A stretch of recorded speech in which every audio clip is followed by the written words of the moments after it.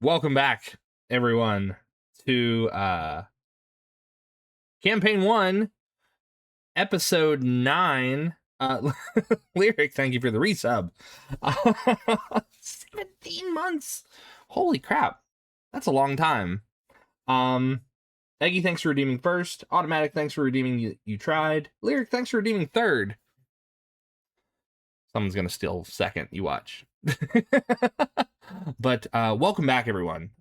We've been on a bit of a hiatus, only because schedules during the month of June have been a little hectic. But we're getting back into it, and we're gonna hop back into some regularly scheduled dice rolling.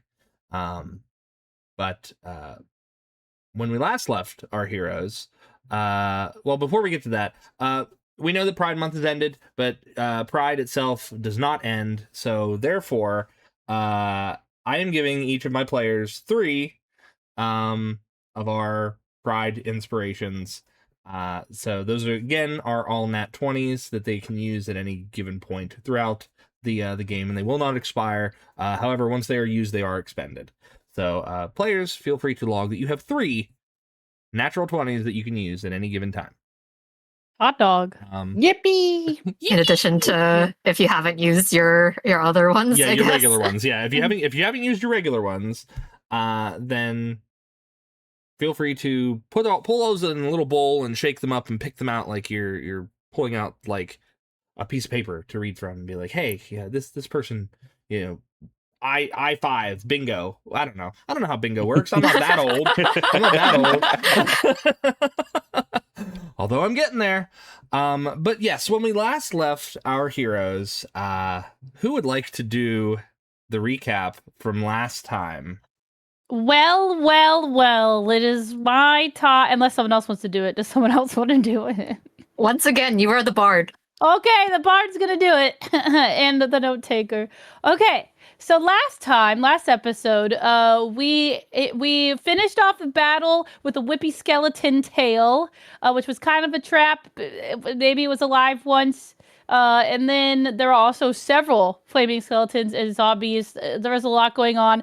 Drew tanked 95% of it. Aster used a really cool thorn attack. And Brooke did not listen to Aster and did Thunderwave in the thorn attack, which was awesome. But she got hurt. But it's fine. She didn't care. It was great. They healed up. Renata was a little unsure about resting, but we did that. Then there was a ornate glass door. Ooh, and some primordial that some of us can read and some of us cannot. And we found out some more information about things. Question mark. And the journal of Omid, who is probably the face in the stone. And then we figured out that the tail whippy creature was probably a death naga, which sounds badass as hell. Yeah, and then Renata was like, Brooke, I'm gonna heal you. And then Brooke was like, but I want to no. Brooke was like, I want to heal you. Renata was like, no, don't heal me. I'm edgy and cool. And then Brooke heals her anyway, which, you know, now there's tension. It's fine. Aster went back for the carpet, and it was magic after all. And then Brooke and Drew had a small heart-to-heart. Aster introduced the party to the carpet, which we still have to name. And then, sorry for the uhs, that's really annoying. Then we ran into some other people in the cave that were from a mercenary company that I think was called the Band of the Hand. But is that right? That is correct. That is correct, cool. Yes. That's a cool name. And then they were hired by Delamva, probably. So then we continue in. These guys were giving us weird, sketchy vibes, and we kept seeing these bloody marks on the floor that was like a twin-tailed comet, and it's probably a bad omen, but we just kept walking anyway. It's fine. And the mercenaries were shady. The guy in charge was named Archangel, no relation to Garrus Vicarian. And something else happened. Maybe it did, maybe it didn't. And then we went into a room with a barred door, and it went kerthunk and locked us in. And then, bam, a giant effing snake. And that's where we are. That's pretty good. I love Brooke's her renditions of our recaps. Brooke, go ahead and give yourself an inspiration. Thank you. You're welcome. Does anyone else have anything to add to that? That they want to add in? The comet signifies significant events, not just bad events. The comet, or the comet, is mentioned in Jotun's campaign too frequently. So if anyone wants to look at the VODs for that, that's a fun tie-in of world building. So kudos to Jotun for that. Yay! Building. But yes, it is throwback to the twin-tailed comet, and Elly's absolutely right. It is always centered around significant events in the world's history, not necessarily bad ones, but most significant events that happen in world history tend to be bad. But who's to say that that's not the case here? Anything else? Anyone else? Is there anything that is like character specific that they feel like they want to mention for their own personal recaps before we hop back into it? Feel free to say no. No is an appropriate answer also. Taylor, I just want to say thank you for censoring the F word. I know that this is a very PG stream. I really appreciate that. You're welcome. That's how I wrote it down. Yeah. Yeah. But yes, so you find yourselves trapped within the confines of this tomb with this massive chitinous snake, with what appear to be the rival adventuring party on the other side, after they've managed to determine the mode in which the doors are able to open. They got that information from you guys. However, we have combat to do. Oh God. Before we do combat, may I attempt to persuade this other party? Or do you want me to wait for my turn? And I will do that. Let me see. I'm gonna clear these turns real quick. Combat time. Combat time. You know what? I will allow you. I will allow you, Aster, the opportunity to try to appeal to this other group. Let me swap to a bigger battle screen so everyone can see. If I remember correctly, the second in command guy was kind of he was a little bossed around by the boss and kind of disgruntled about it, right? Well, that depends. Who do you believe is the second in command guy?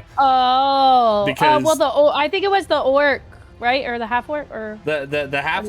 If you believe the half orc is second in command, then maybe he's not, but he seemed disgruntled. Aster's gonna move towards the bars, and as she's moving towards the bar, she puts her hand on Brooke's shoulder as a "trust me on this" type of thing. I trust. Aster puts one hand around the bars and positions herself in the way that her other hand is on her hip, and Aster is making it so that the vest that she's wearing is very visible, the very ornate looking blue vest with the silver pocket watch going into her right pocket.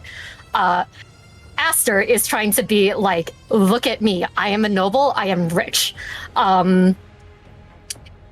She puts her hand around the bar and goes, listen to me, I want to make you a bargain.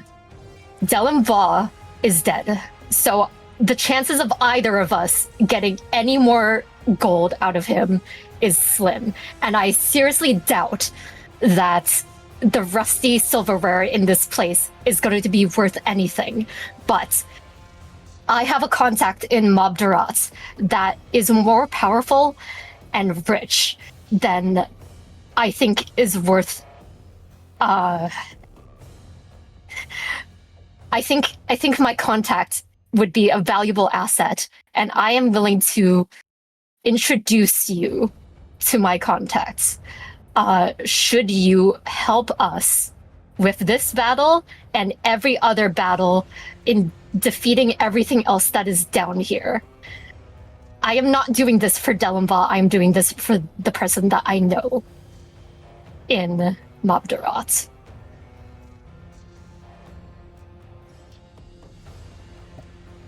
So you... Excuse me, I had to mute for a second. I had to clear my throat. You mentioned that you have this benefactor, or this contact. And in doing so, I want you to make an insight check before I have you make your persuasion check. Okay. 23. With the 23, the two in the front, Archangel and Iger, they look to one another, and Archangel steps forward, and he gets close to the bars, and he even puts his hands on the bars themselves. He says, "If Va is dead, thankfully we got our payment from him in advance, but make it worth our while. What can I'll you introduce offer us? you. What can you offer us Sing. now?" Because, and he looks slightly past you, Aster, towards the large chitinous snake that is worming its way down into the room where your companions are. He says, "I don't think that your benefactor will meet us here in the next 6 seconds. So what can you offer us now?"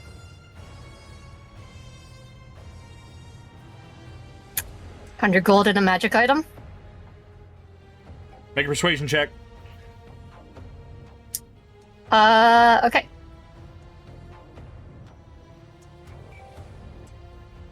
21. 21. Let's see. Do you appeal to their greed? Archangel, a smile crosses his lips. He takes a half step back, and without turning to look at his companions, he tilts his head very briefly as the snake makes its way down to the floor. He says, "You heard the lady. Let's give them a hand. You have appealed. You have appealed to their sense of greed." Yay! I didn't even have the charm person. But now that will be initiative. So feel free to roll initiative, everybody. Thank you. Wait, initiative. We can't have the tank going last, please. No, the tank is last. I mean, you're still, like, closest to it, so it's okay. Jotun, Yes. may I use a pride spiration Yes, on my you may. initiative? Yes, you may. What is your dexterity modifier, my friend? My dexterity modifier is +2. Okay, so you will go on a 22. Very good. Very good. Now I need to get all of the other creatures.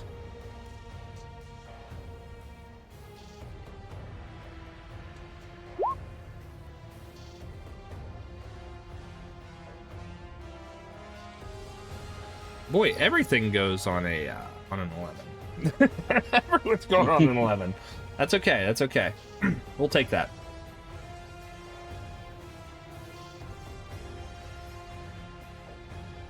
All right. We long rested and not just short rested, right? Correct. Correct.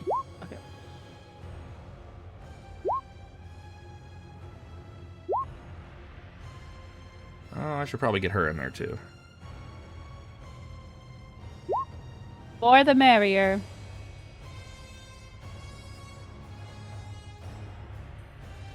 And then finally,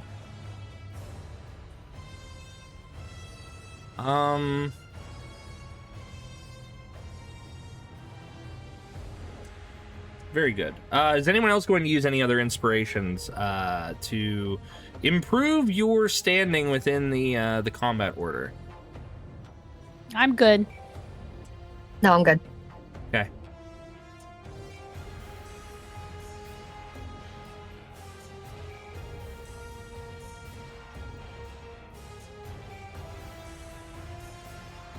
Let's do...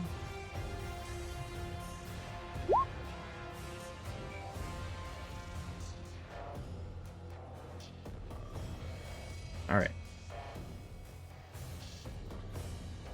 Well, starting us all off is actually the archer of the other group.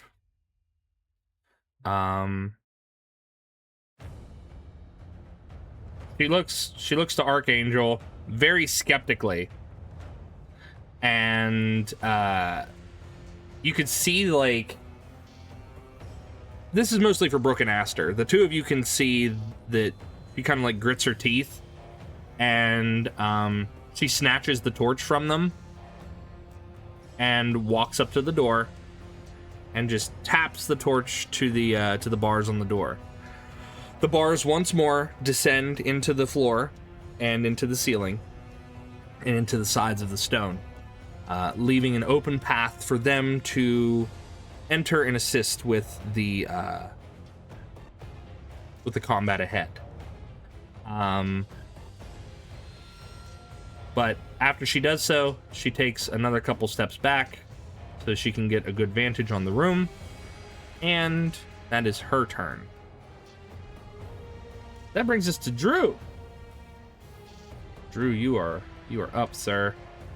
All right.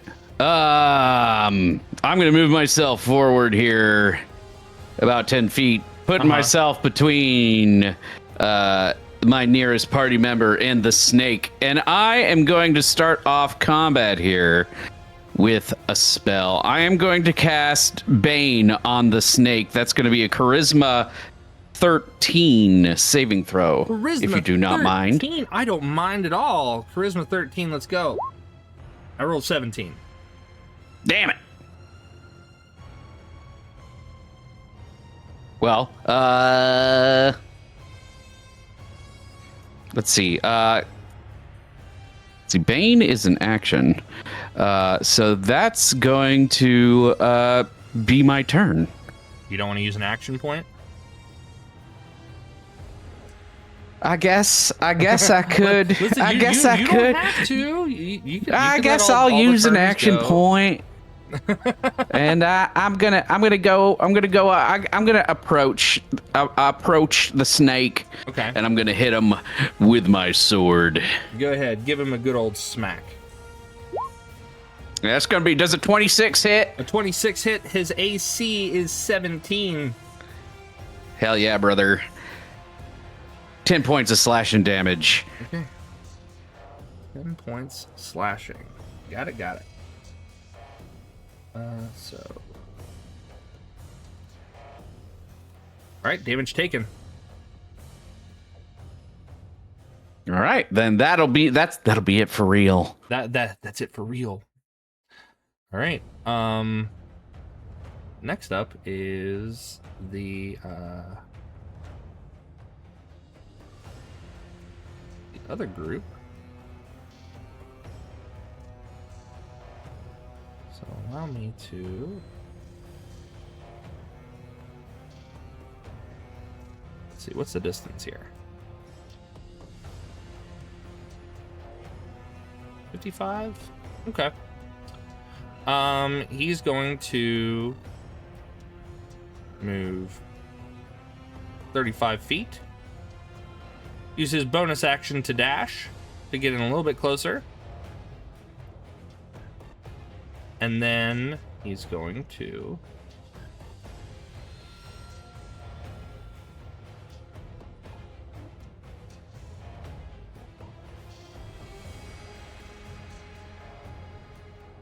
hit it with his unarmed strike.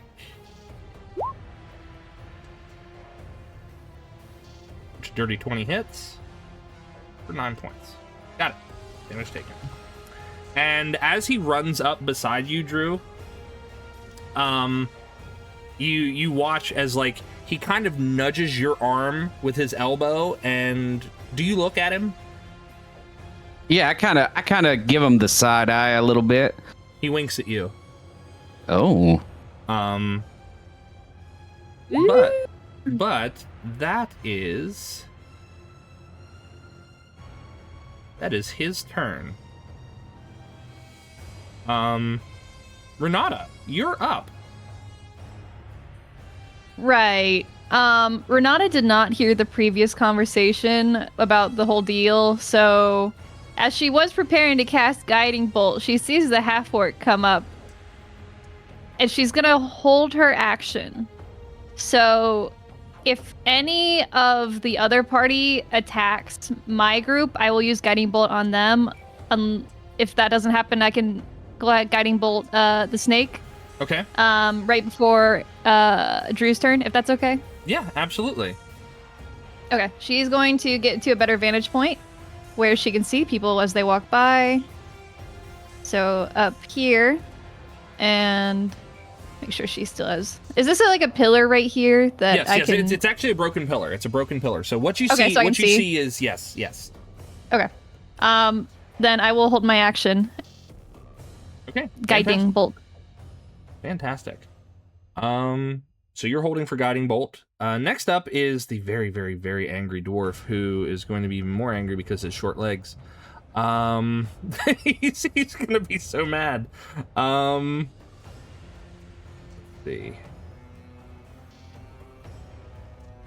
I think Brooke's shorter though. Yeah, but he's also further away. He's Fair. he's a lot further away. He's like, finally, a fight! And he's like, it's almost like he's foaming at the mouth.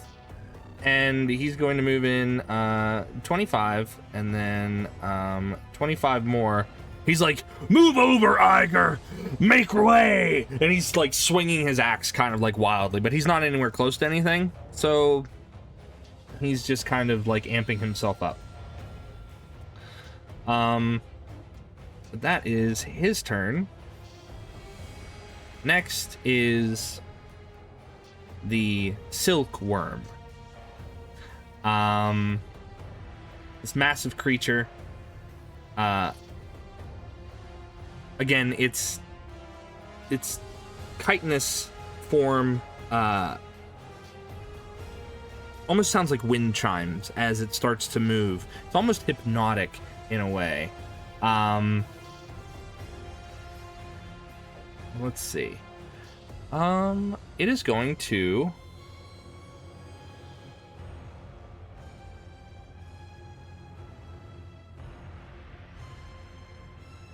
attempt to bite at Drew, because Drew dealt the most damage to it. So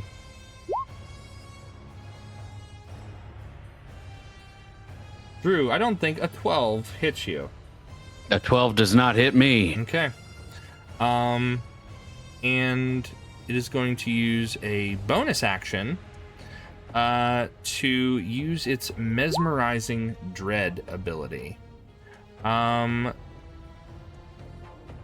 Creature has to be within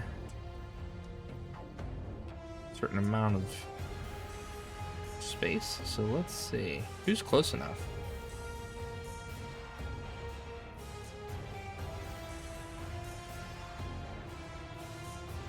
Nope, 40, 10. Oh, no one is close enough. Oh, no.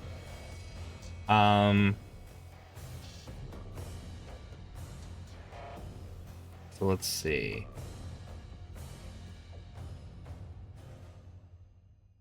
Yeah, he's going to use it against the dwarf. He's going to use it against the dwarf. Dwarf's going to make a save, or maybe not. We don't know.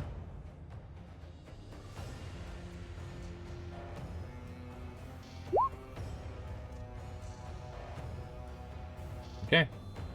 He fails to save, and he is forcibly moved half of his movement speed closer to the worm. So, 1, 2. All right.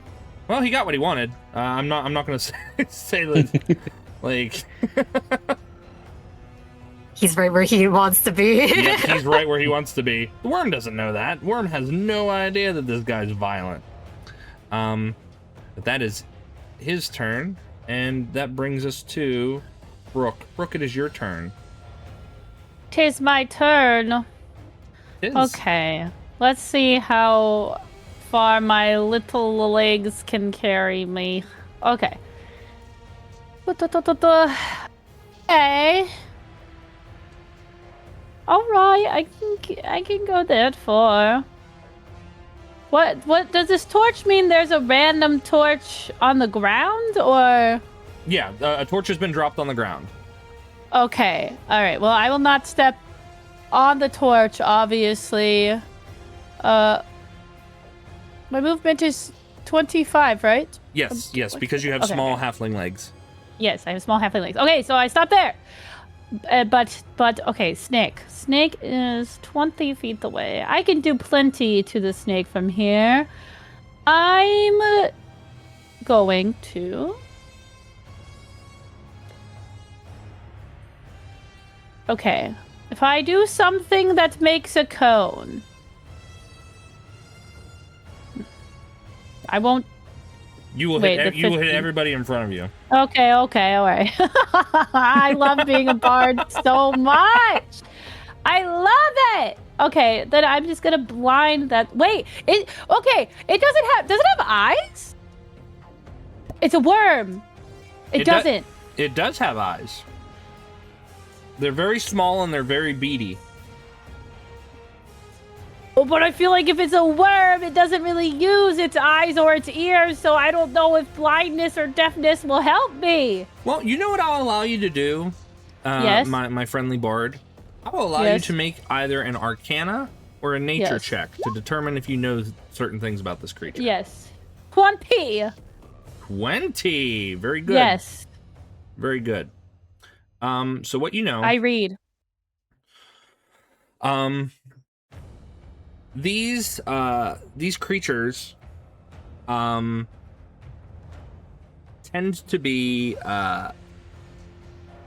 nocturnal, so they don't really rely much upon their sight, but they do have like a tremor sense, so as long as they are in contact with the ground, they will be able to sense things that are nearby. So correctly assumed, it doesn't utilize its eyes. You could blind it and it wouldn't be able to see physically, but it would be able to sense things out from it. However, with a dirty 20, you're able to determine that its tremor sense only goes out about 10 feet from it. Okay. So anything beyond 10 feet, it will not be able to perceive. Okay. That's good information. And I'm assuming the same with deafness. It doesn't have any ears. I mean, you could deafen it. Yeah. Absolutely, you could deafen it. Yeah, but it's got tremors. Okay, Yeah. okay. That's good information. It's good information. Therefore, I will go with ye old fashioned fairy fire, and I will shing sparkle sparkle at the wormy Okay. fairy cast.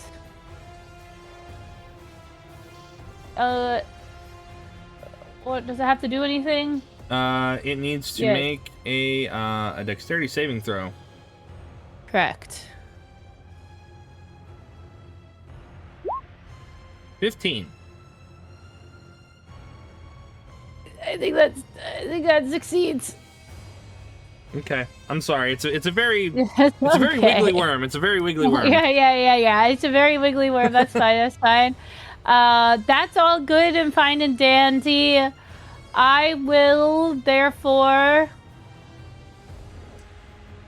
I will say, Yes. Brooke, as you cast Fairy Fire and it misses, you watch as the magic kind of like passes by it, and you watch as the worm kind of bulks away from the light. Okay.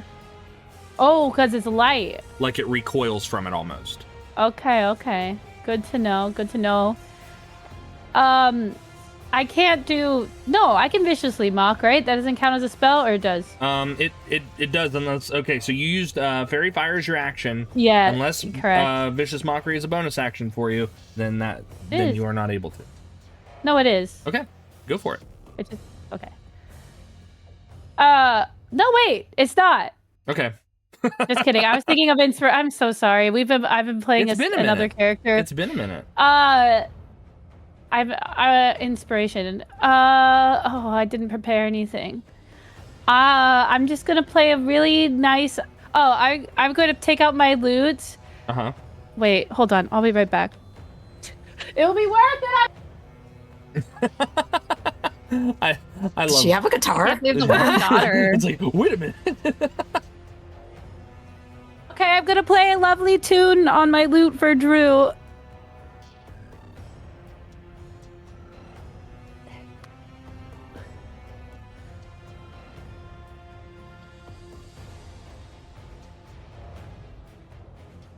Clap, clap, clap, clap.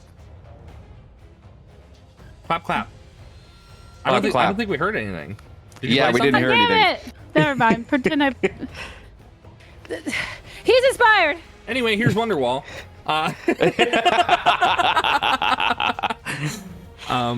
Okay. Drew, you are inspired. I'm inspired. Excellent. Brooke, is that your turn? Are you gonna stay right there? Argue turn. Sorry, gang. I'll stay there. Okay. I'll be fine. Aster, it is your turn. Hey, okay, not that I'm going to go that far. I am going to go,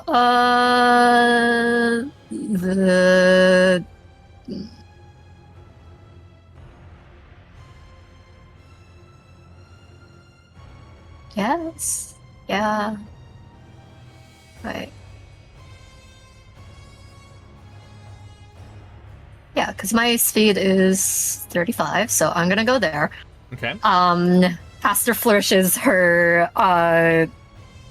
rapier, and like a conductor's baton on the downbeat, a pillar of light erupts in a 5-foot little circle directly on top of the snake, and Aster casts Moonbeam on it.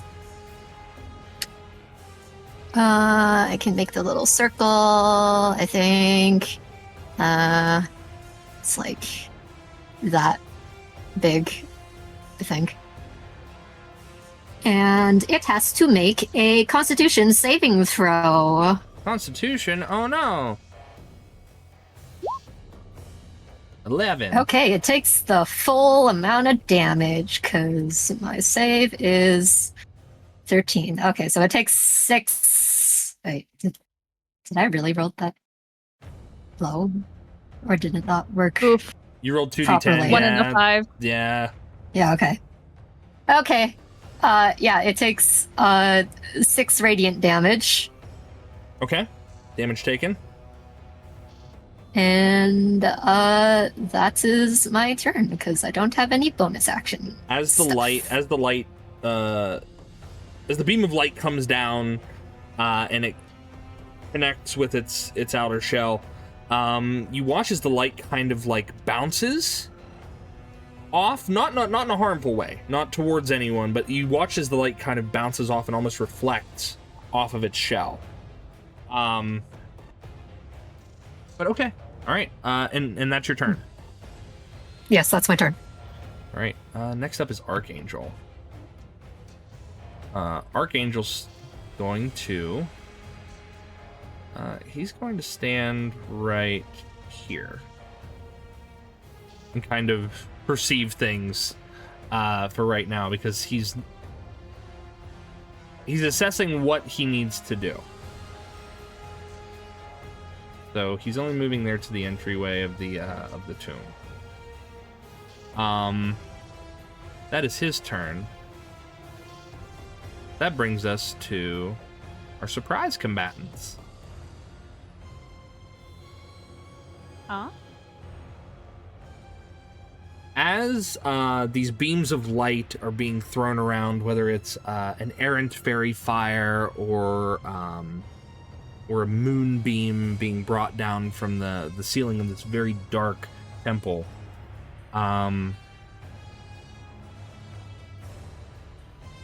it's drawn the attention of creatures that are not happy that light has breached their sanctum.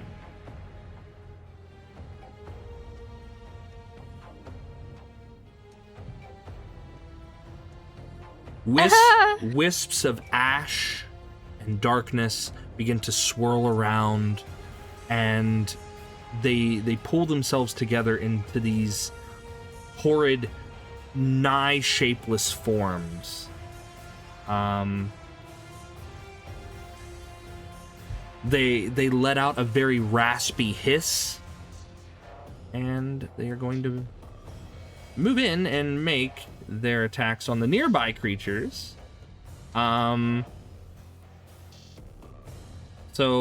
I'm going to let's see. Ranged attacks have come from Brooke and Aster, and Renata is holding. Renata's holding. As these creatures form, are you going to attempt to attack them, or are you going to still hold it before Drew's turn to attack the snake? The trigger was if anything attacks my friends. Okay. Sorry, allies. Let's be clear. Allies, yeah. Aw, come on, they're your friends. You know they're your friends now. You said it. She said Freudian slip. That was liar, not Renata. So first things first, this one comes rushing in to attack Brooke. Yippee! It will attack. Bing. You can hit it, so go for it. Your guiding bolt. I use my free use. Attack.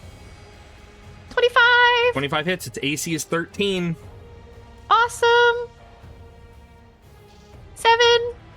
7 points. Radiant. 7 points doubled does destroy this ashen wraith. Brooke, as this creature starts like hovering towards you on like this scirocco of dirt and embers, a beam of light comes coalescing out of Renata and collides with it and completely evaporates it. She said, "Thank you, Renata." Oh, I took them all in a turn. There is no response. It's okay. She's probably so mad. It's fine. Okay. Okay. All right. So that is that one's turn, because they're all going on the same turn, because they're technically a lair action, all of these guys. So this one is going to move in to attack you, Renata. Yep. Because you've made a ranged attack against its friends. It is going to use its Shadow Caress ability. Uh-oh. Does a 21 hit you? Yeah, I think it does. Okay, I want you to make a wisdom saving throw for me, please. Okay, I'm pretty good at those. 26. Okay. Okay, you're good. Okay. That's a nat 20, I think. Oh, that is a nat 20. All right. So you are not slowed. Otherwise, you would have taken a -2 penalty to your AC and your Dex saving throws, and you wouldn't be able to use reactions. And you would have to choose on your turn whether to take an action or a bonus action, because you can't do both. But you will take the damage. It does hit you for damage. So you take 1 point of necrotic I'm dying, damage. guys. 1 point of I'm necrotic gonna damage. die. Well, gosh darn. Okay. But that is that one's turn. What is their movement? Okay, I see how fast they move now. 30. So 30. That one's gonna be up on Aster. Move here. This one is moving here. Oh. There.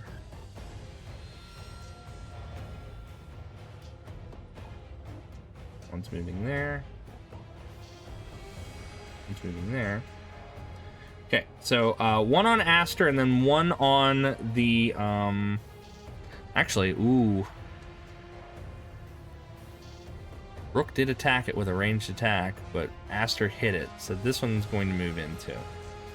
But the dwarf is going to take an attack of opportunity on that creature to hopefully help you. He hits. And damage. Lucky for Aster, that second one does not make it all the way over there. The dwarf kind of, in his bloodlust, he swings and then cleaves it in two. He's like, what happened? He has no idea. But the other one will still get to go, though. Aster, he is going to hit you with his Shadow Caress. Does a 16 hit you? I am going to use my reaction and use parry. Okay. So it does not hit. Okay. Fantastic.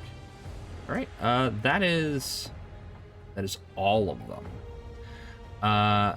Which brings us back to the top of the round with the archer outside the room. And I think Renata and Brooke would hear this. She says, "Boss, are you absolutely sure we have to help them?" And he says, "Money's money. Doesn't matter where it comes from. If they've got it on them and they die, we'll just take it." He sighs and says, "Fine." She moves in. She's going to take a shot.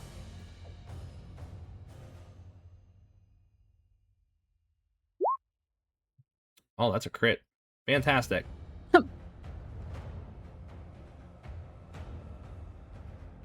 18 points of piercing damage on the snake.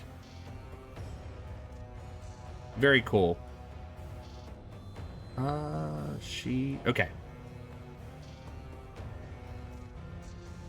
Oh, no, she's going to use her bonus action to do her rapid shot, so she gets one more longbow attack. 13 doesn't hit, though. Okay, that is her turn. Drew! It's Drew's turn. All right, from the moonbeam, can I infer that this creature might be resistant to radiant damage? Well, actually, with Brooke's earlier check, it is not resistant to radiant damage. Excellent. Okay, well, there's a bunch of other creatures here, and things are getting a little dicey. So, I would like to attack with the Holy Avenger. Yeah, that's a 12 to hit. I'm going to use a Pride Inspiration. Okay. And I want to make that a crit, please. You can make that a crit, absolutely. Great. I'm going to pump a smite into that as well. Oh, okay. Oh, go ahead. You pump, buddy. All right. So, Whoa. Let's see. Where is the smite here?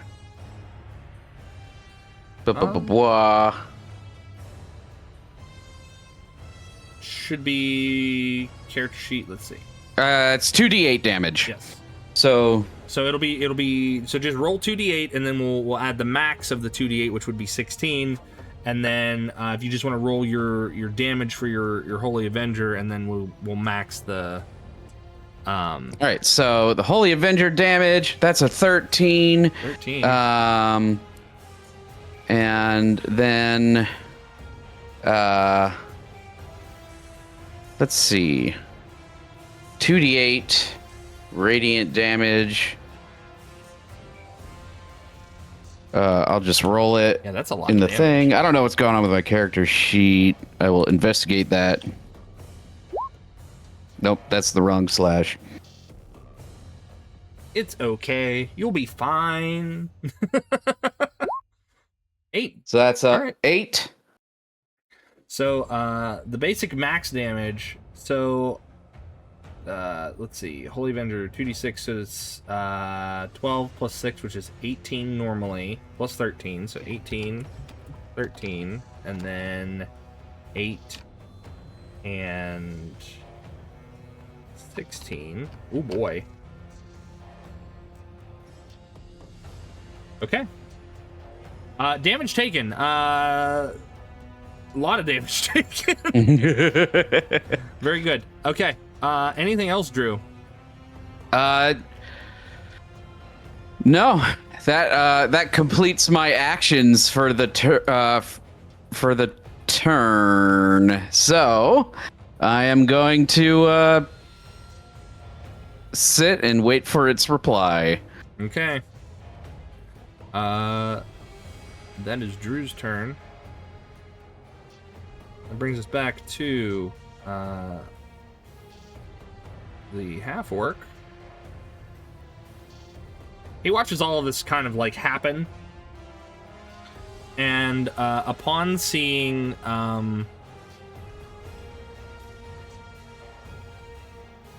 all of this occur all at once, he's going to go ahead and use his let's see.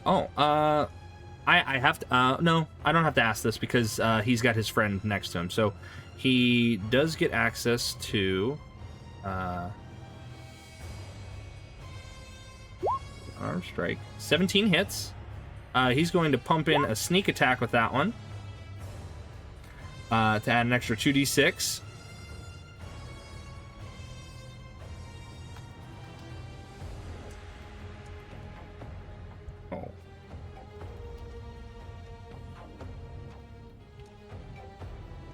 For another 8 points of damage on top of 11, so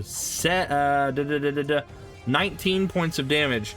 He hits it very squarely in one of the plates, and you watch as it shatters. But he's going to save his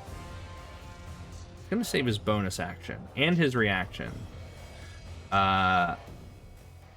What did I say? 19? That's 19 points. All right, cool. And once he does that, he's going to use... Actually, no. He's going to use his bonus action to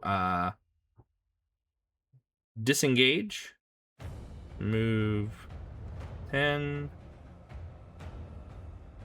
5. Another 10. He's going to move around the side of the thing, because he's like, you might want to watch out. He gets a little choppy, and he runs his thumb across his cheek to show a scar that kind of lingers there. Up next, Renata. Renata, it's your turn. Right. I think she goes off instinct here. She is going to primal savagery the ashen creature in front of her. Okay. 17? 17 hits. Its AC is 13. Okay. Hopefully this does not trigger the necrotic damage. Awesome. 8 acid damage. 8 acid damage. Okay. Okay.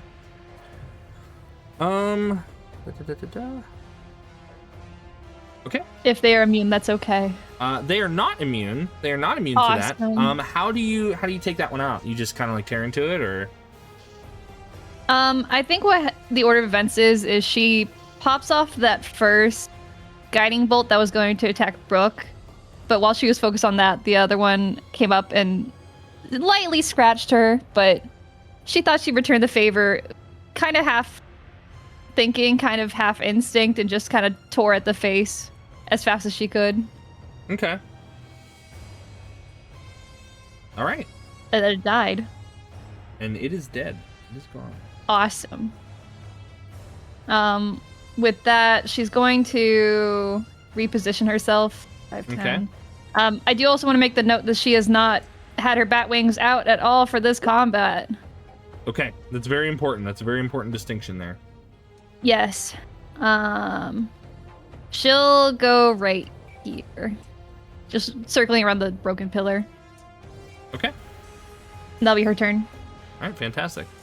Next up is the dwarf who really wants to hit stuff, so we're gonna speed through him hitting stuff. He is going to great axe. Oh no.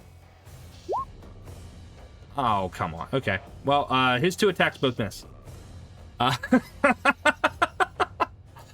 must be pissed. Yeah, he's very mad. He's very angry. He's only seeing red. He's like, ah, and still foaming at the mouth. So next up though is the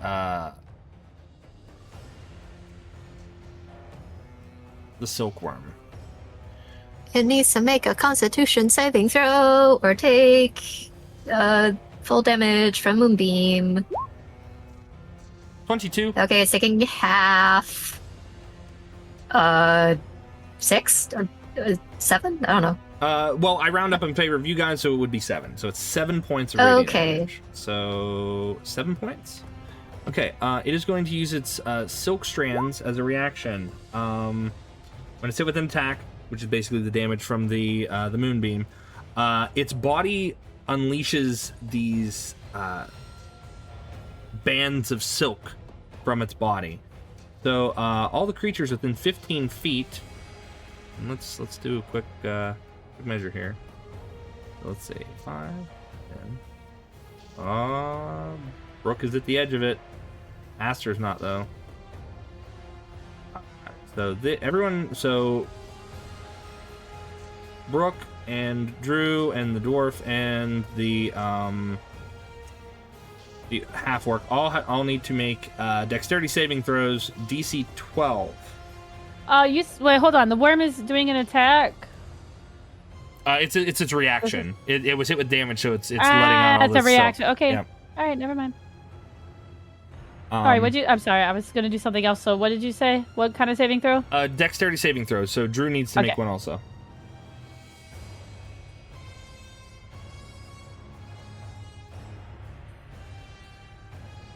Okay. Drew saves, and Brooke does not. Okay. Let's see. Dexterity saving throw for him. Half-orc makes it, and dwarf does not. So go figure. So 1d6 plus 4 acid damage.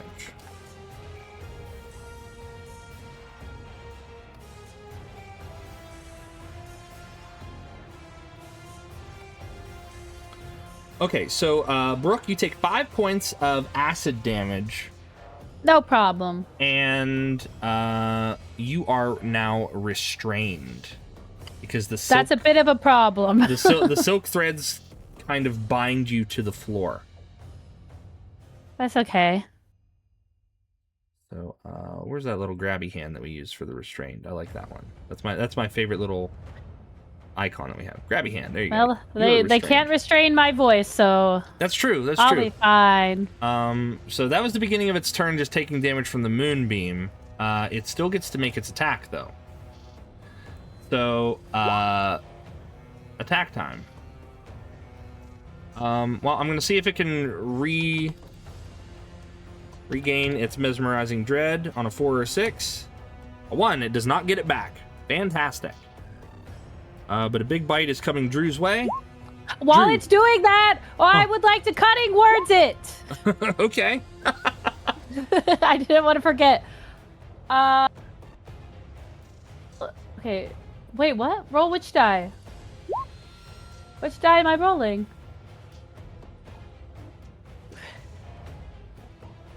Isn't it your bard die?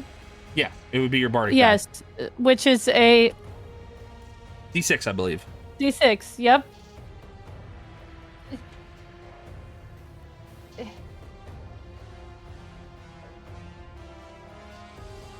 What? 3. What does that do? Now I subtracted that number from whatever it rolls, Okay, so which was 3. instead of it being an 18, it is a 15. Drew, does a 15 hit you? 15 does not hit me. Ooh, awesome. And I'm just gonna, my cutting words is I'm just gonna hiss at it. You hit his back like it's a snake off. All right, cool. All right, so it does not hit. Fantastic. And it doesn't get its bonus action because it didn't recharge. It already used its reaction, so that is its turn. That is its turn. That brings us to Brooke. Brooke, you are restrained. I like that, actually. Okay, seeing that it recoiled before, I'm going to try and fairy fire it again, which is fine because it's verbal only. So I should be able to fairy fire it. Dex 14 saving throw. All right, Dex 14 on the big snake. Here we go. Big snake. Big snake make big number. Can he do it? Pop. Big snake makes small number. 12. Yay! He's sparkly. Yep, he's glowing. Attacks against him have advantage now. Yeah. He's glowing. Okay, cool. And then I'm going to inspire the I'm going to inspire new friend to dwarf. And I'm just going to say, hey, I just met you and this is crazy, but there's a big worm, so hit it, maybe. He's inspired. Way to go. My turn. That is your turn. All right, Aster, it is your turn. Okay, I'm going to use my action to move Moonbeam onto this shade thingy. Okay. And it must make a Constitution saving throw. All right, let's see. 13? My spell save is 13. So does that? So it's meet or beat. So usually with the DCs, it's you have to meet the target number. So if your DC's 13, he has met your DC. Does he still take half damage though? Yes. Okay, so it's still gonna be okay. They'll take double damage from it, but it's halved. So it just takes it as is. It takes it as is. So, okay. 15 points. That's going to eradicate it. It's sweet. Gone. It's just gone. And Aster is just gonna step back. Actually, no. Aster will stay here. Okay. If Brooke. Okay. Fair enough. Fair enough. And that is my turn. That is your turn. Fantastic. It's Archangel's turn. Seeing what is transpired, he is going to move in to about here. And Brooke, he is going to give you the help action and unrestrain you from your silk bindings. He pulls out a dagger and he kind of flips it around and then he cuts the strands from around you. He's like, you might not want to stand too close to that thing. And that's its turn. But that brings us to the wisp wraiths. There are many. And they are going to do their thing. So, let's see. Who's been doing ranged attacks on them? Oh, Aster does moonbeams on them. So, this one's going to move in to attack Brooke. This one's going to move in to attack Aster. This one's going to move in to attack Renata. This one cannot make it too far. I'm gonna go up this way. And then this one over here is going to attack Drew. It will prompt a Attack of opportunity from the half-orc, though. So, half-orc's going to take his turn, and he's going to take his reaction. Actually, no, he's going to save that reaction. He might need it for something else. So, let's just resolve these in kind, shall we? What did I say? The first one moved in to attack Brooke. I believe that was correct. All right. An 8 misses Brooke. Aster, a 21. Does a 21? Yes, I will just eat that damage, yeah. Okay, I need you to make a wisdom saving throw for me, please. Hey. 10. Oh. Would you like to use your Gayspiration for that? Otherwise, you will be considered slowed. What does slow do again? Slowed, you will take a -2 penalty to your AC and your dexterity saving throws, and you won't be able to use reactions. On your turn, you can either use an action or a bonus action, and not both. Does the slowed like dispel once the creature's dead, or? You can attempt to save at the end of each of your turns. Oh, okay. So if the creature dies, then you still have to just keep making saves. Okay. No,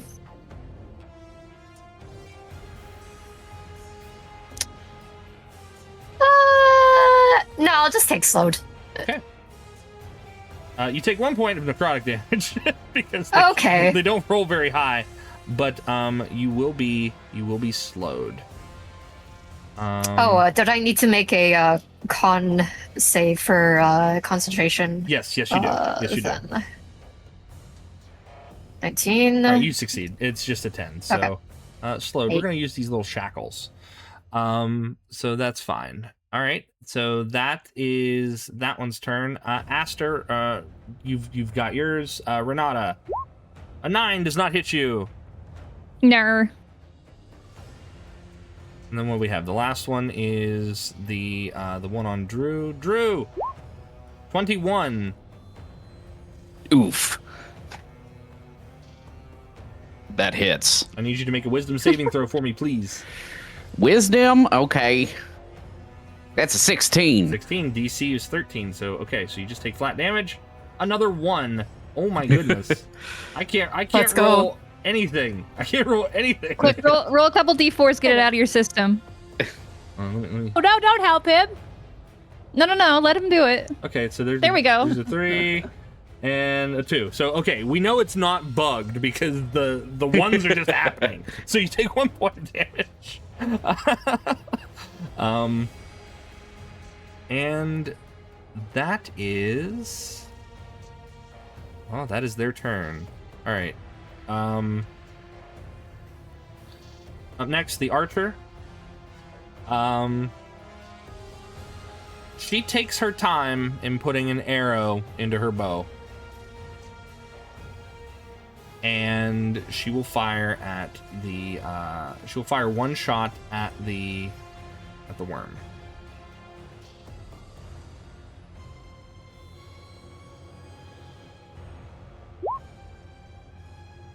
And she misses. And when she misses, she just sighs. And that's her turn. Drew! It's Drew's turn. Okay. I'm going to. This is going to be a shock to everyone, but I'm going to hit it with sword. Uh-huh.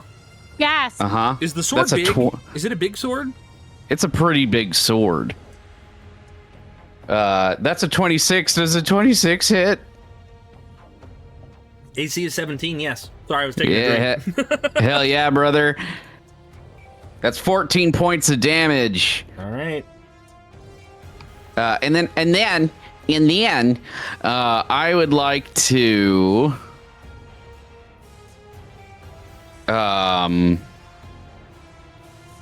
because I forgot this to do this. I probably should have did this before, but it's fine. I'm gonna use my channel divinity to place a vow of enmity on the worm, and that's going to give me advantage on any further hits against it. Okay, a vow of enmity. Ta-da. All right. Oh, wait, doesn't Fairy Fire already give you advantage on hits? Fairy Fire does give you Correct. advantage. So why don't you roll that again and see if you crit? Okay, I'm going to unvow of enmity, and then I'm going to roll that attack again just in case I crit. It's okay. Nah, 25. I mean, it's still a hit. So we'll go with the sitting damage there. But that's okay. All right. Yeah. Thank you. There's a lot going on. There is. There's a lot going on. Hell yeah, that's my turn. Okay. It is the half-orc's turn.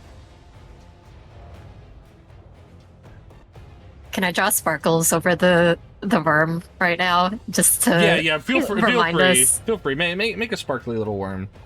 You could give him like big old anime eyes too if you wanted to, and they'd be bishy. They could be bishy sparkles. Seeing things kind of happening all at once around him and his friends, he's going to move 35 feet to move through them, stand between his boss and the wisp wraiths, and he is going to attack one and then the other with his multi-attack. Misses one, hits the other. 9 points. So that one is gone. Okay. And he just kind of stays next to his boss. That brings us to Renata. Renata, it is your go. Yeah, I'm looking at the situation. I think I can still take it slow. I'm mainly watching the new people still. Uh-huh. I'm gonna Primal Savagery the guy next to me. Do that. Please. A 20 hits. Awesome. 20 acid. 5. 5 points of Not acid as damage. aggressive. Yeah. It's enough to take it out, though. Okay. I sliced through it. That one wasn't as strong because I wasn't as scared that time. Yeah, but I'm also still looking at The other one startled you, yeah. Yeah. Okay. Fair Okay, enough. that's my turn. All right. That is your turn.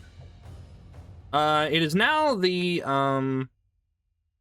dwarf's turn, who has advantage, plus a bardic inspiration. Axe. 23 hits. Damage, and going to make a second attack. And advantage. 16 misses. So, okay, so 1 set of damage. Alright. That is damage dealt. And that's his turn. We're back to the top of the round. Well, not the top of the round. The silkworm's turn. The silkworm is going to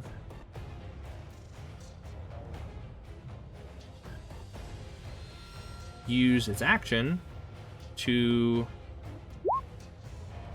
use its shadow form. Transforms itself into an incorporeal shadow version of itself. As it does so, you watch as the light around it, the light that had like collided with it before from the fairy fire, the moonbeam, its carapace absorbs that light, and it slowly fades into shadow. Oh. But in this form, it can't make attacks, but it has resistance to bludgeoning, piercing, and slashing damage.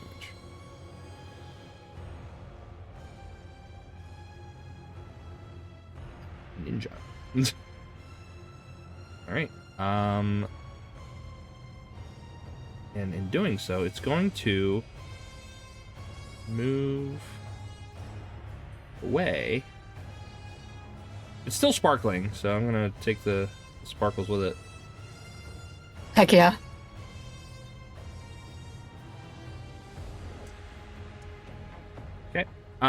But Drew, you and the dwarf can get attacks of opportunity on it if you wish. I'm gonna attempt to attack it with my sword, even though I don't think the bludgeoning damage could hurt it. Well, it's resistant. It's not immune. It's resistant. It's not immune. It's resistant. Yeah, so that's a 19 to hit. That's a 19 hits. Remember, you also have advantage. You have advantage because of the fairy fire still. That's not better. Okay, that's fine. Yeah, so that's 17. 17 rounded up in your favor is going to be 9. 9. That could be the last 9. It's still up. The dwarf is going to go take his attack because he's like, get back here, coward! And unfortunately, I think he misses. Yep. I'm gonna need this dwarf to start contributing to this situation. Has he landed any attacks? I think he landed one. He's landed one. Okay. Wait. You did hit him though, right? Right, Eggy? Oh yeah. Yeah, Drew. So you did hit him. Before he leaves that space, that is going to be when it's hit with an attack. So granted, it can't affect things corporeally, but it does let the silk strands out as you hit it. I need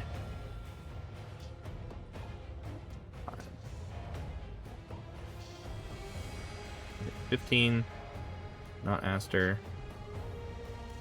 Okay, I need Brooke and Drew and the dwarf to make saves again, please.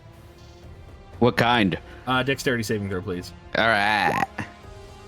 Ooh. 19, that's good. It's good. Dwarf. Does silk strands affect the shadowy enemies? Let's see. Because It doesn't all say creatures. It doesn't say they don't. So okay, they'll make a save too.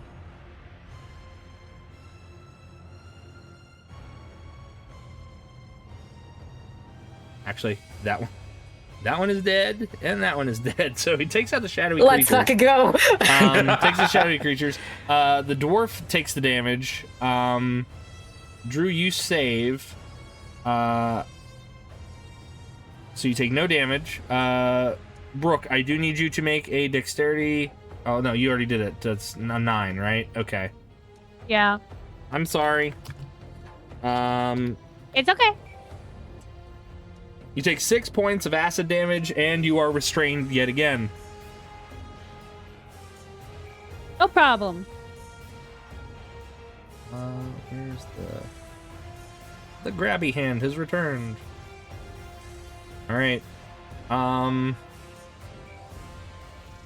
That is its turn. Brooke, it's your turn. You're restrained again, my friend.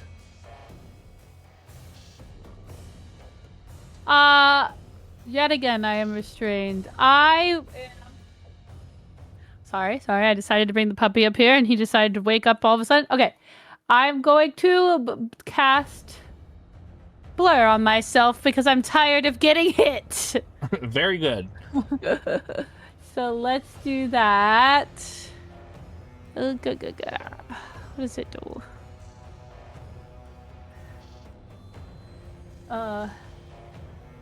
Oh, I'm John Cena-ing all over the place. You can't see me. Nope, we can't see Brooke. Aster's near me, and I haven't inspired her yet. So I will just...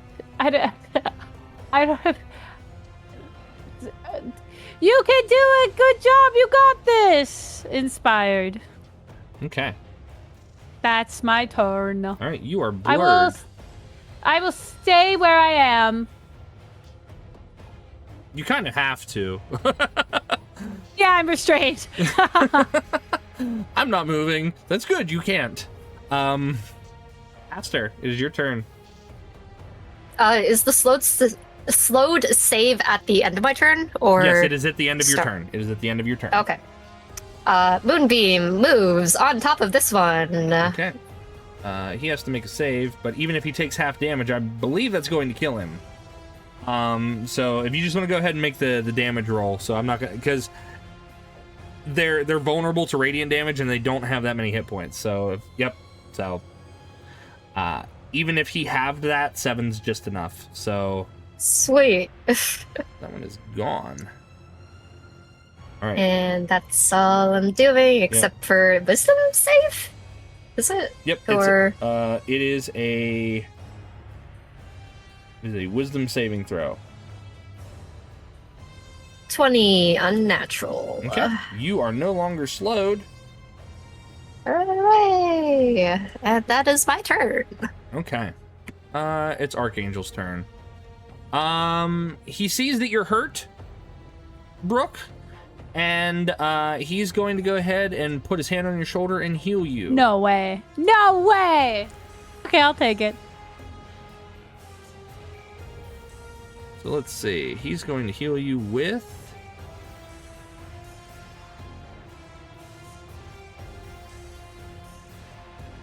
Okay. You heal for 7 points of damage.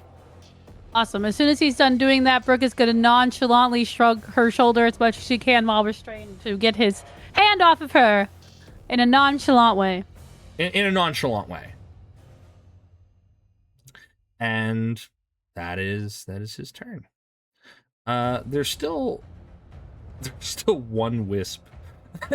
And, Poor guy. yeah, poor fella. He's like hiding in the dark. It's gonna be funny when he just like runs up out of the dark at somebody, like here. He's like whoosh. This poor guy. Drew, you're the target, but I don't think an 11 hits you. No, it doesn't. Oh, poor guy. That's his turn. Next up is the archer of their group, and she's gonna walk out of the room.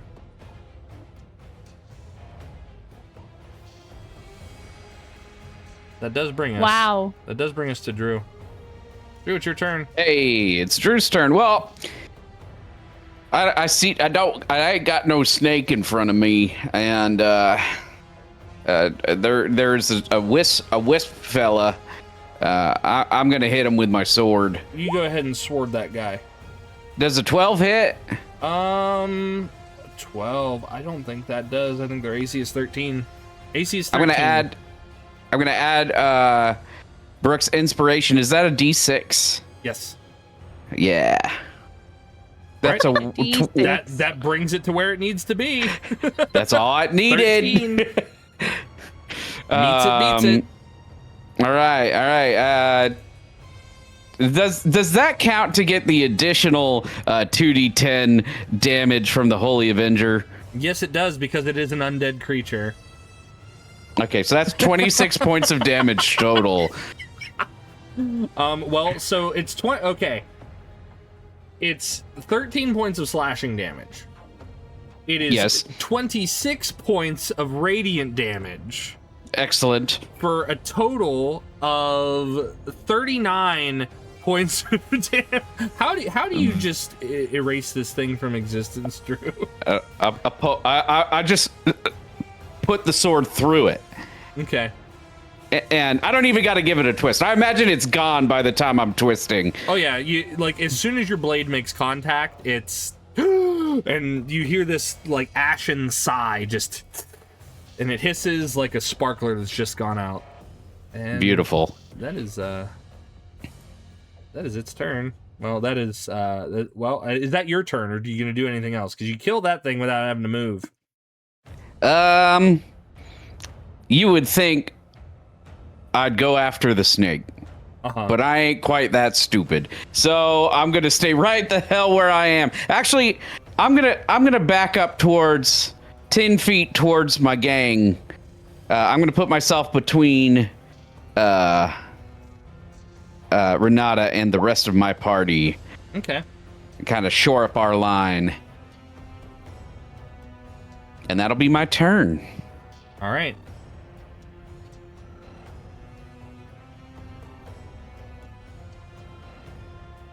That is Drew's turn.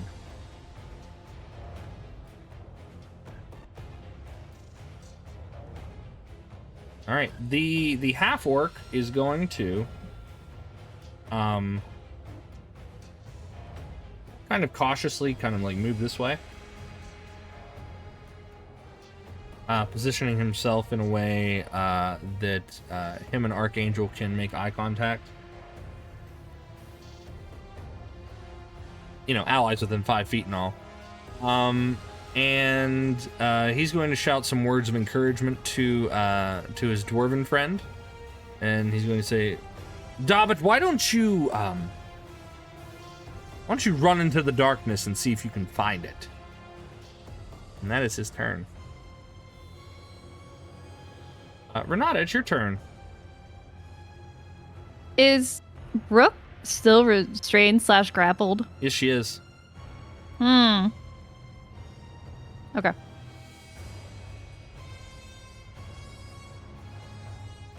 I'm gonna hop down and then make my way to the diagonal so I can undo that with primal savagery. So you see, Brooke sees Renata approaching, clawed hand up. It gets a little bit more spiky and longer, and she goes to scratch at Brooke, but it just goes for the strand instead. Okay. Oh, thanks. Well, you don't have to use primal savagery. You can just use the help action, and you can just undo the strands. But I like my flavor. Yeah, Okay, let her give it I like your flavor flavor. too. Okay, I'm just saying. It's like I didn't want you to waste a resource. All right. Brooke, you are unrestrained. You are unrestrained now. While I'm walking, can I listen? I don't know if it was making any sounds beforehand, but I'm just trying to listen to see if I can figure out where it is or if it can make any sounds at this point. Yeah, go ahead and make a perception check with your ears. My big ol' ears. A 26. That's a nat 20, I think. Is that a nat 20? That sure is. That is. It is over here, down this ways. Oh wait, I think I might be able to see it from here actually. Yeah. So. Oh. She'll with one hand claw off the strands on Brooke, and then Okay. when she is done, she will just point. You guys can't see. Broadcast to others. She will point to the southwest. It's over there. That's her turn. Okay. It's now the dwarf's turn, and in true battle ragey fashion, he's going to run in, weapon blazing. But he's not close enough, so he has to get 5 more feet. He's got 25 movement. It's 30 feet away. He's gonna run in. All right. As that happens, Renata, you can see that far, right? You can Just see barely, yeah. Yeah, you can see barely, just outside the scope of your infravision. The creature undoes itself from its own stealth, and it is going to bite at the dwarf because it's moved in.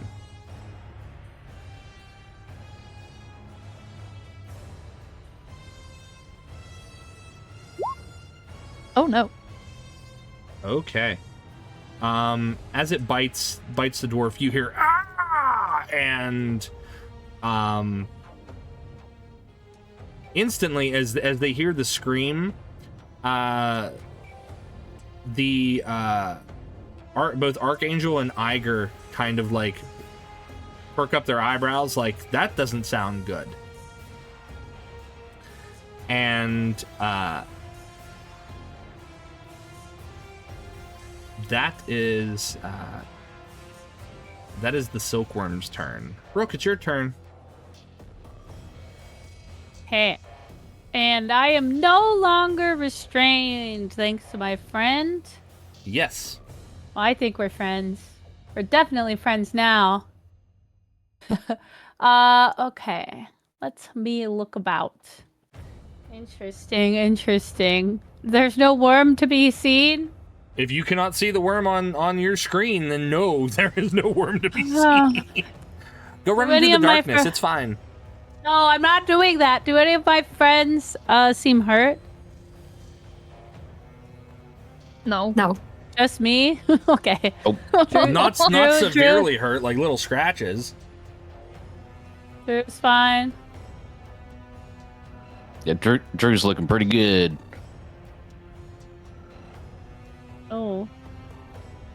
I don't even have anything to insult. I guess I'll wait, that would be stupid, but maybe okay. So we didn't see it tunnel, right? We saw it turn into like a shadow. You saw it turn into a shadow. Now, initially, when you guys had entered the room, there was the silkworm had descended from the ceiling. From your vantage, you can't see because it's too dark on the ceiling. Dark vision. Yeah. Okay. But you can barely make out the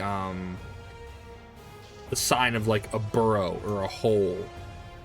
Oh, okay. Well, I'm going to cast Mage Hand, and I'm going to like a kid engaging in a slap fight, just kind of flap it about in the general direction and see if I can poke a worm. So are you poking? In which direction are you poking? Are you poking towards the hole in feel the like- ceiling, or are you poking towards the direction where Renata pointed out? Because Renata did say, Yeah. "Oh, it's down that way." The direction Renata pointed out. Okay. Well, that's so dumb, but you know, it's what You- we're doing. You poke out that way. And And then oh, sorry. no, go ahead. I will bonus action. I think I have one more left. I will inspire. I'm definitely not going to inspire Archangel, so I'm going to inspire his orc friend and just be like, thanks for helping us. Inspired. Okay. At the thanking of being at the gratitude that you have extended to them for assisting you,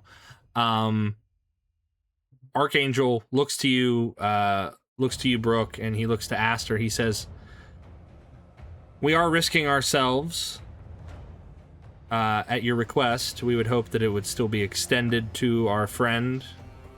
And he kind of makes eyes down towards the direction where Renata pointed. Of course. And he nods. All right, so Aster, it's your turn.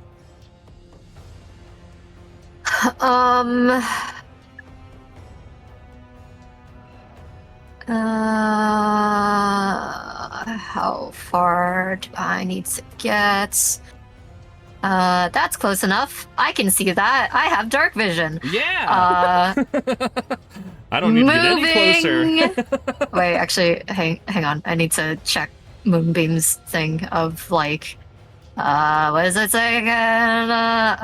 Moonbeam, where are you? There you are.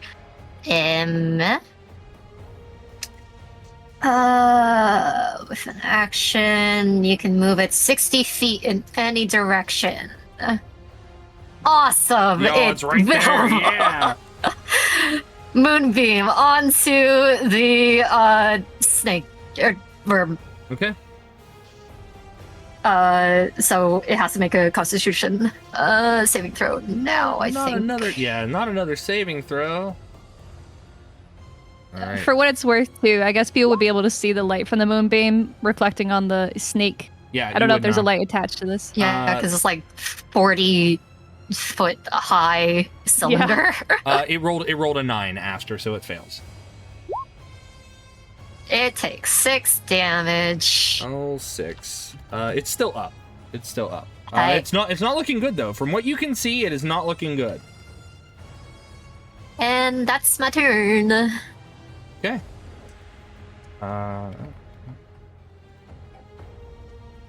Next up is Archangel.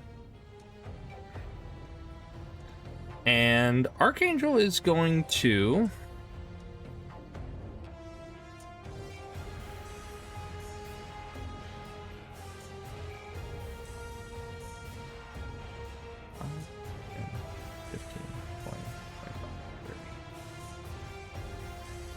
move 30 feet back. And...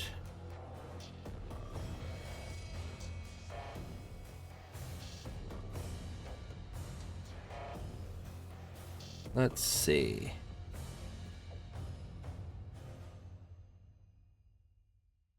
Okay, I know exactly what he's going to do.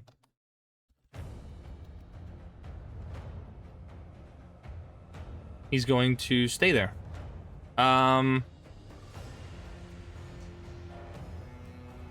Wisps are gone, so they don't need to be in the order anymore. It is his ranger friend's turn, who is also going to stay there. Drew, it's your turn. All right, it's Drew's turn. Well, I'm gonna head off full speed in the direction of the moonbeam. Can I follow the moonbeam? Yeah, in fact, I'm going to place a little light up on top of it, so that way you can see it, because the moonbeam would Perfect. be radiating light, so it makes sense that you guys would be able to see it. That makes sense to me. So I'm gonna have to dash to get out there. Yep. But that'll be the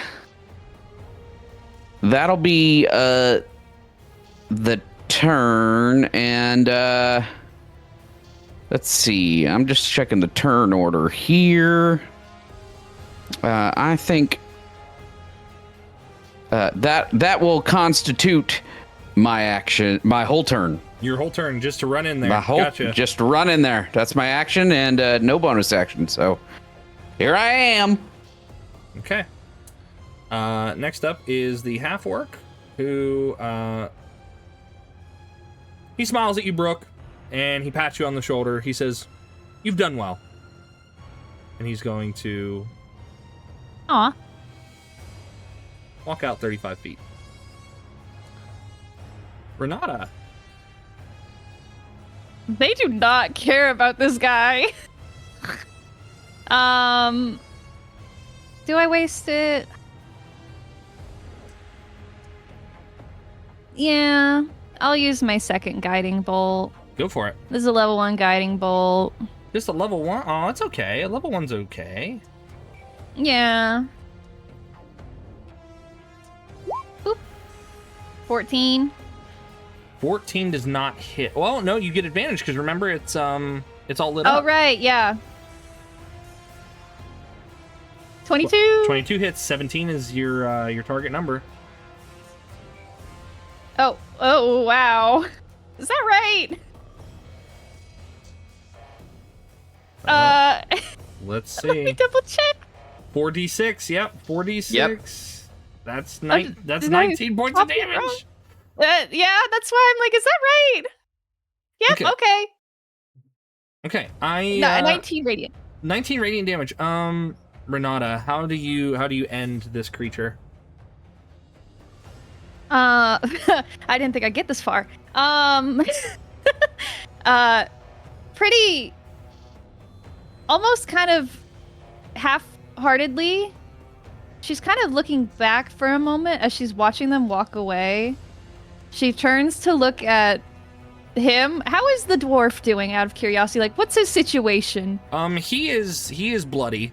He's covered Okay. in blood, and it looks like he's got like green that is seeping out of some of his wounds. Uh-oh. Okay. With that in mind, she's a bit more invigorated. She will see how the light was bouncing off of the skin. and she will aim her bolt right for its mouth, Okay. hoping to wrench its interior to bits.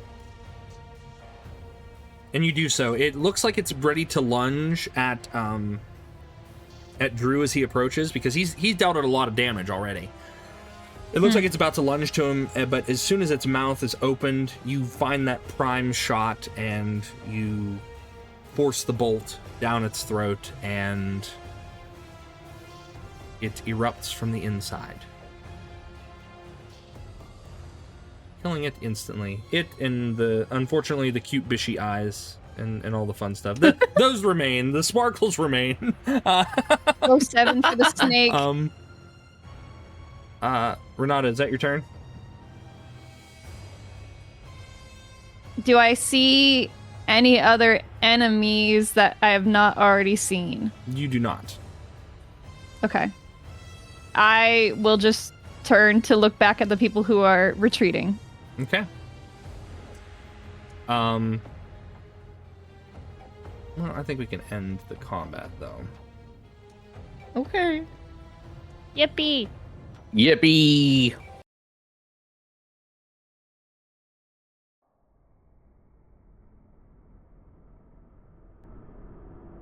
As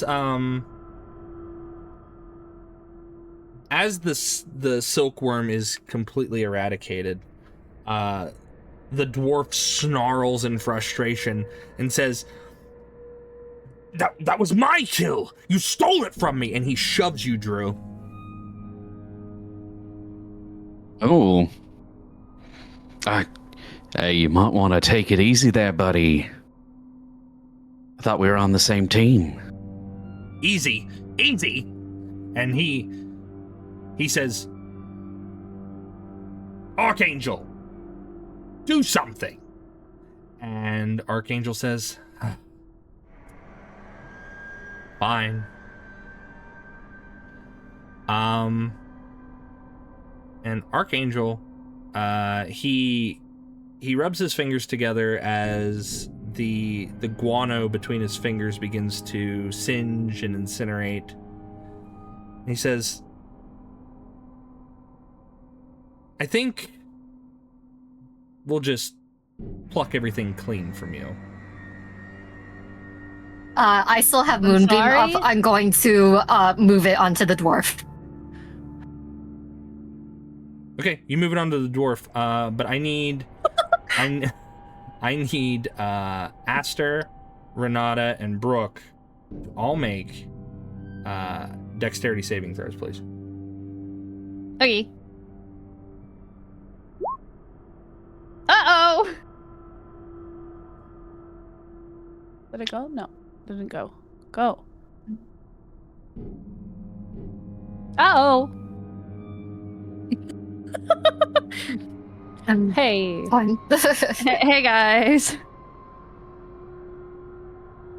Are you guys going to use any inspirations to Yes. I Yeah. do kind of have yes. a yes. font of those. Uh-huh. I should. I will do that. Okay. All right. So you're using your pride spirations, your gay spirations? Yes, my bi-spiration. Your okay.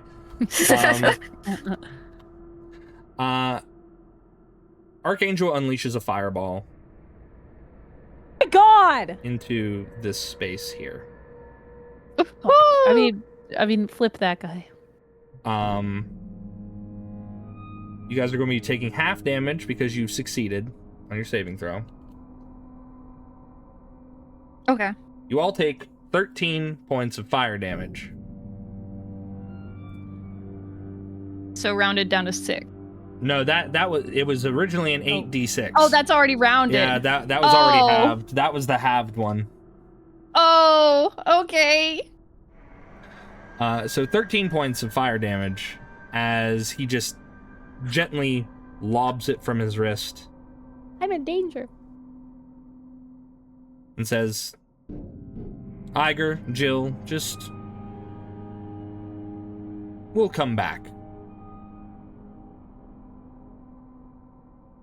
And Iger kind of like looks between himself and the others, and he's like, "But what of David?" He's like, "We can always get another David."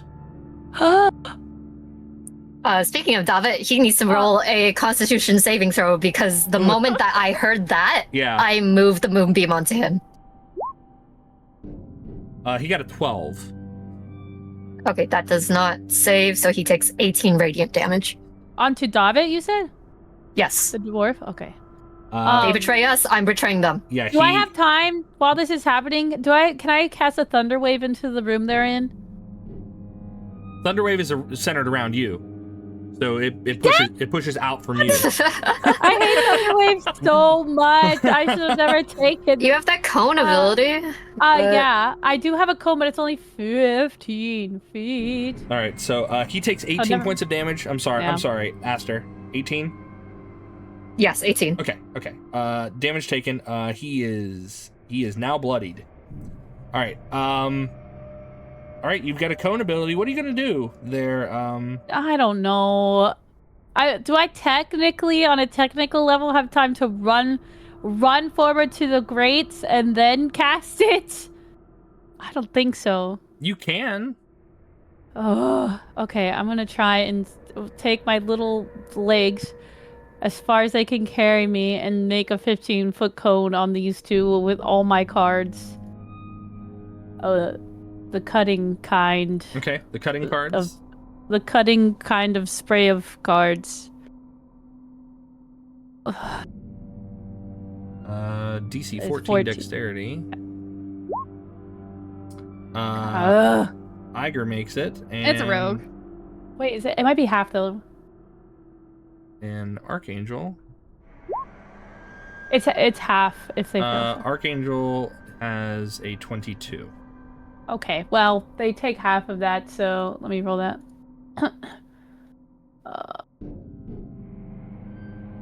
'Why am I suffering? 2d10.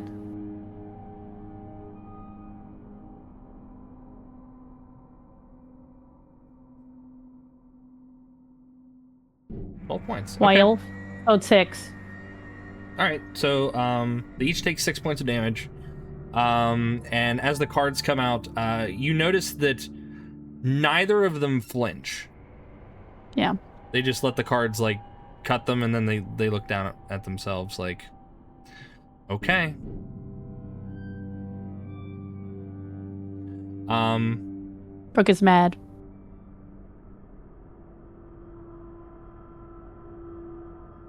Iger takes the torch that Archangel had and taps it to the bars, and they close once more. It's only a mild inconvenience for you right now, but it's okay.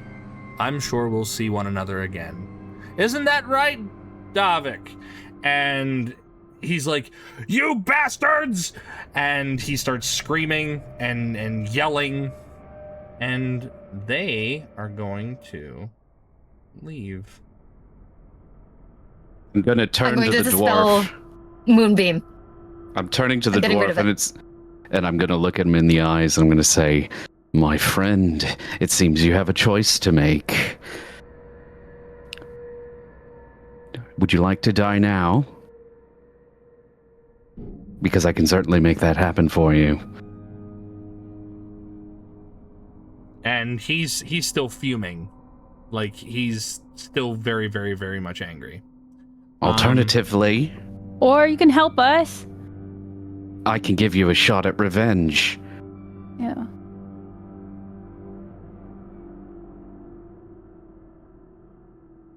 Make your choice. I need you to make a persuasion check at disadvantage because he is not willing to listen to reason. Okay. You should use your desperation.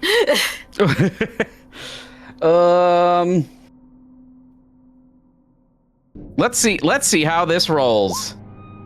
That's a 16. 16. Let's see. Is he willing to listen to reason? All right.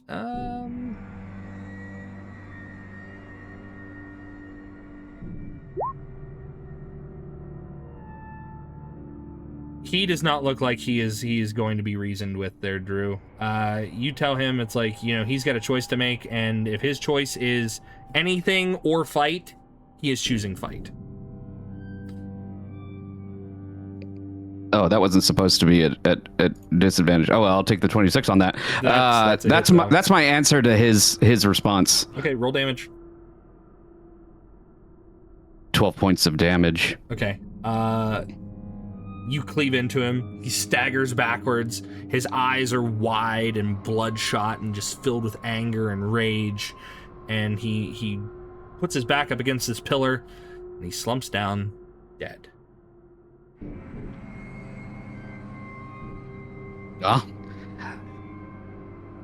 He was too much of a variable to leave alive, I think. Would have been nice if you wanted How's- enough revenge, but Yeah. How's my team looking? Anybody seriously injured? Aster's very short. Brooke is pretty bloody, but she's gonna step away from the group. She's kind of quiet, and she's gonna cure wounds on herself right now. Okay. So does Aster need anything? Yes. I'm gonna go up to Aster and put my hand on their shoulder and give them 15 points from my lay on hands pool. Thank you. Okay. That puts me back up to full. Hell yeah. Brooke's gonna go pick up the torch over here. While everyone is doing that, I'm going to kneel down next to David. Okay. What items of note does he have on him? So on his body, he has obviously he has his own his own emblem of the Band of the Hand. But aside from that, he does also have on his person. Sorry, I'm pulling up his loot sheet. His loot sheet. Oh my gosh. On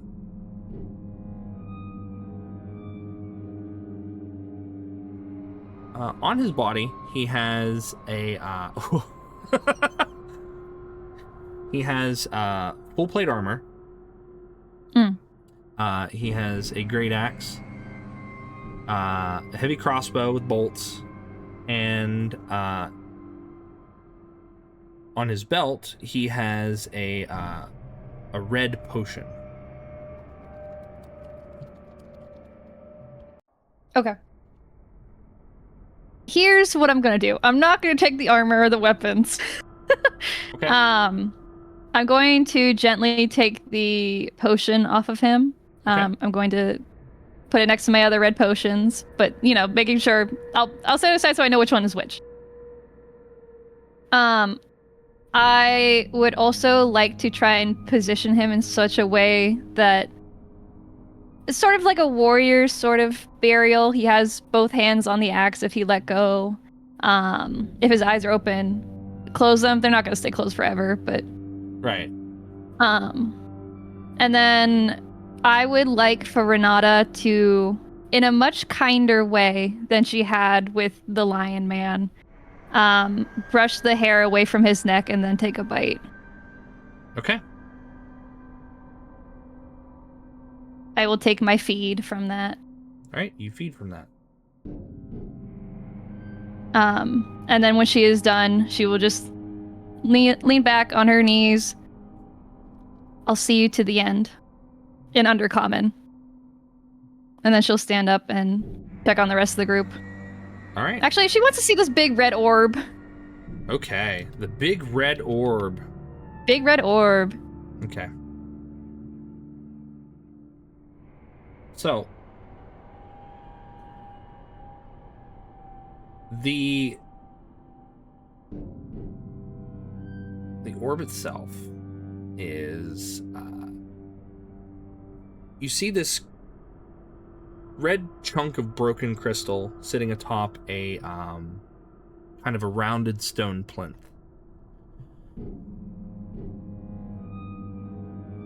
It looks to be about a third of a hole. It appears to be a diadem, or part of a diadem.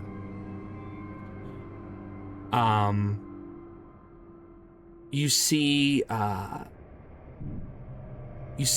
across the surface of this this crystal and this stone that within the facets you see sandstorms, and at other odd angles, make an investigation check. Yes, sir. 12. At other odd angles, it looks like some of the facets are actively bleeding. Like if I reached out and touched it, I would come back with liquid on my hands? It looks like it's moving within the facets. So like if you're looking through, like it's like you're looking through a window, but then you see like the blood moving. Like you see sand and then you see blood. Okay. Do you touch it?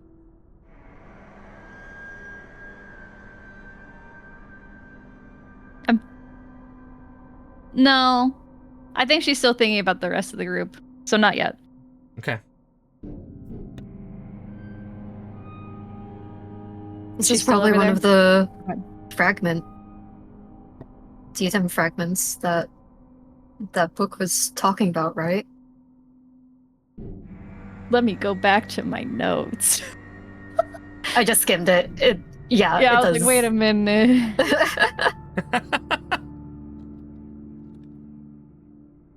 I wore upon its.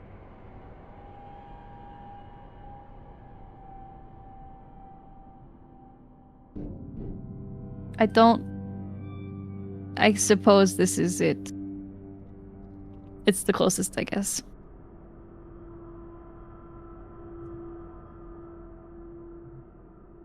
Okay. I'm reading the note again. Sorry. You're Hester fine. walks around.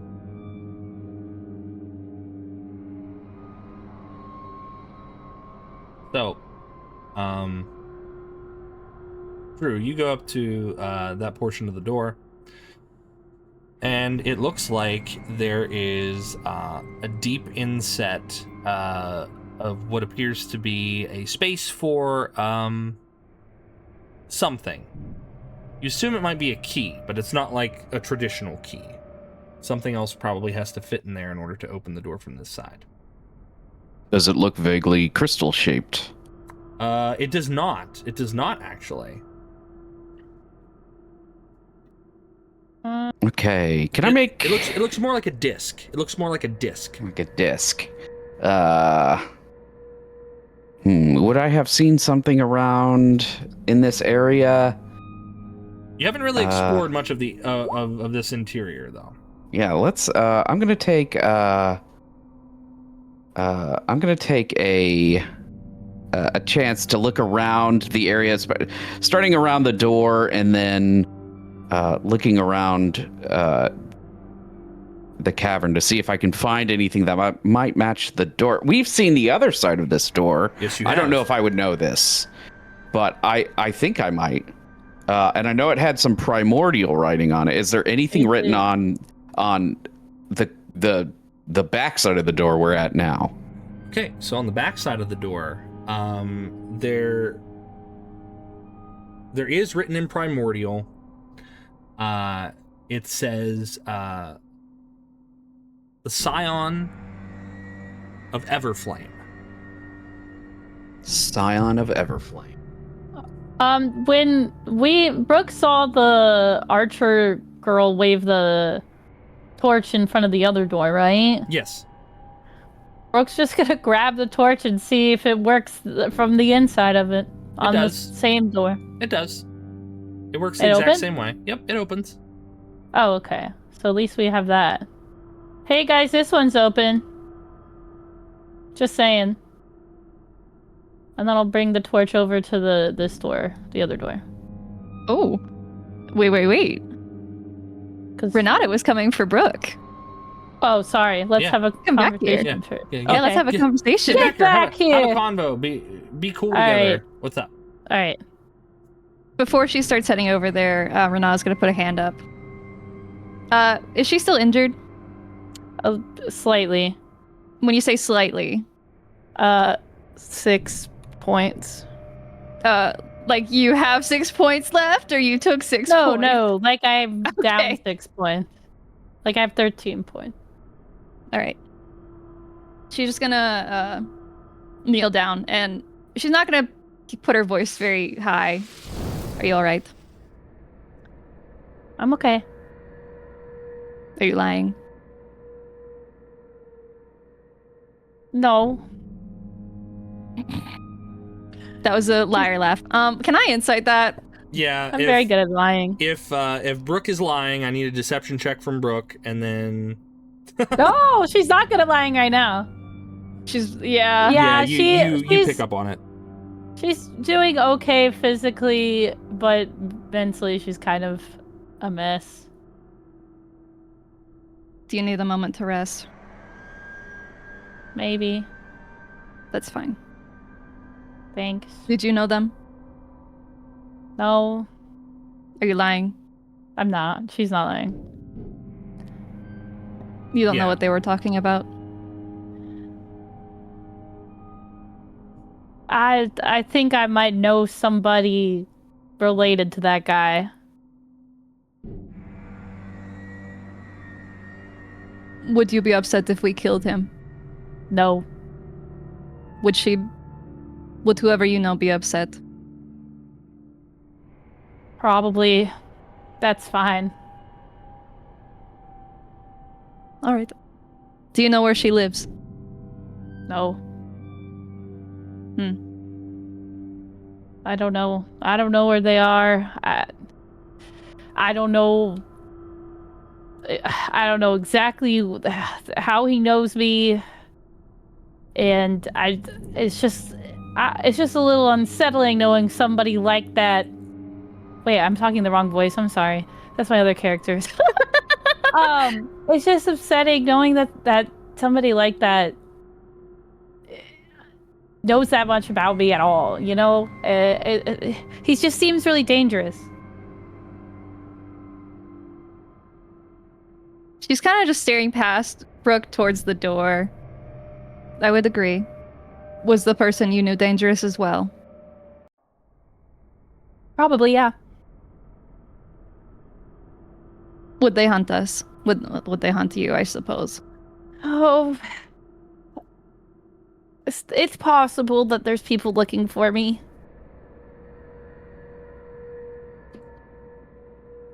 She looks back to Brooke.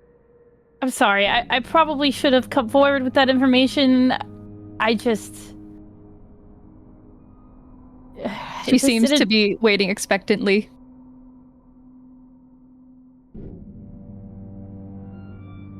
Or... I cut you off, but you she can keep rambling. No, I should have been forthcoming about that. There might be some people looking for me. I don't know exactly who and how many. I just know that there might be dangerous people out there because I stuck my nose where it shouldn't belong. I know it's hard to believe, that I would be nosy, but I might have stuck my nose where it shouldn't have been. And there might be some people looking for me, but I didn't think that there would be anybody like that here in the middle of the desert in a face. Oh. So we should kill them. I mean, probably, but I have a feeling he might know more. Do you want more out of him? Kind of, yeah. Then we won't kill him. Okay. Do you want me to tell them you need a moment? Yeah, I'm just gonna hang back for a second. All right. And then she'll just get up and walk away. Thank you. Okay. What are these two doing? Yeah. What May are I Aster and roll Drew doing? investigation? I'm gonna give Renata the torch, by the way. And Okay. step I don't back need in. it. Okay. I'll just hang out. I'm going to investigate the area around here, and I'm looking to see if I can find a key. Okay. Aster, did you say that you had already rolled investigation, or you? No, I want to roll Okay. investigation. Yeah, go ahead. Go ahead. 20, not natural. Okay, so you and Drew, as Renata kind of tends to Brooke, Drew, you're looking around trying to see if you see anything in Primordial. Aster, you are close enough to this rounded plinth that you see that along the surface, along these faces here, there look to be little glass semicircles, like half globes, that are kind of recessed into the stone. There are 4 of them.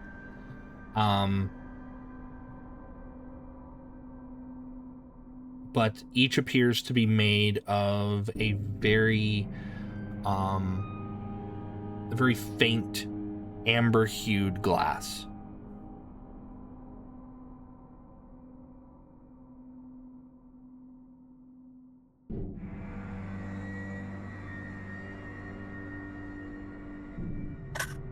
Do we touch it? Aster asking Drew. I could give it a try if you want to take a step back. Okay. I'll sit there. All right, I'm gonna touch it. Okay. Renata come in like before. the what? And just a big bright light, and then everything's gone. You Touch. You touch one of these half orbs, right, Drew? Mm-hmm. Even as someone who is resistant to heat, in a sense. We talked about, fire heat and like humid heat are 2 completely different things for you. Mm-hmm, mm-hmm. Your hand reaches out and touches this orb, and you feel that same humid heat that you felt during your first initial travel to the desert. And as you do so, Renata and Aster, you two are able to see that his hand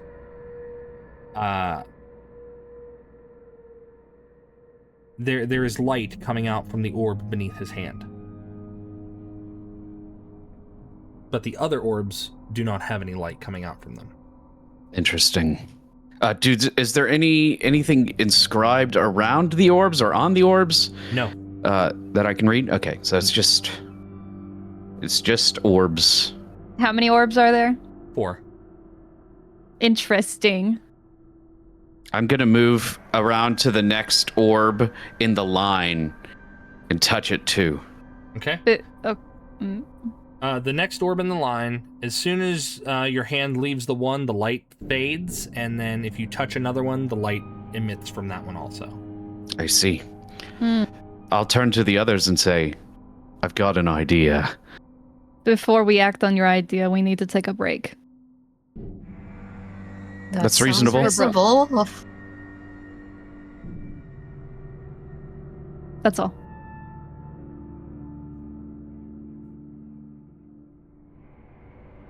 With no response, she'll just walk away. We just both said that's reasonable. Yeah. I can imagine, like, Aster and Drew, like, looking gobsmacked at the idea of Renata looking out for someone else in our party. Yeah, basically. She suggested arrest. I think that means we need to rest.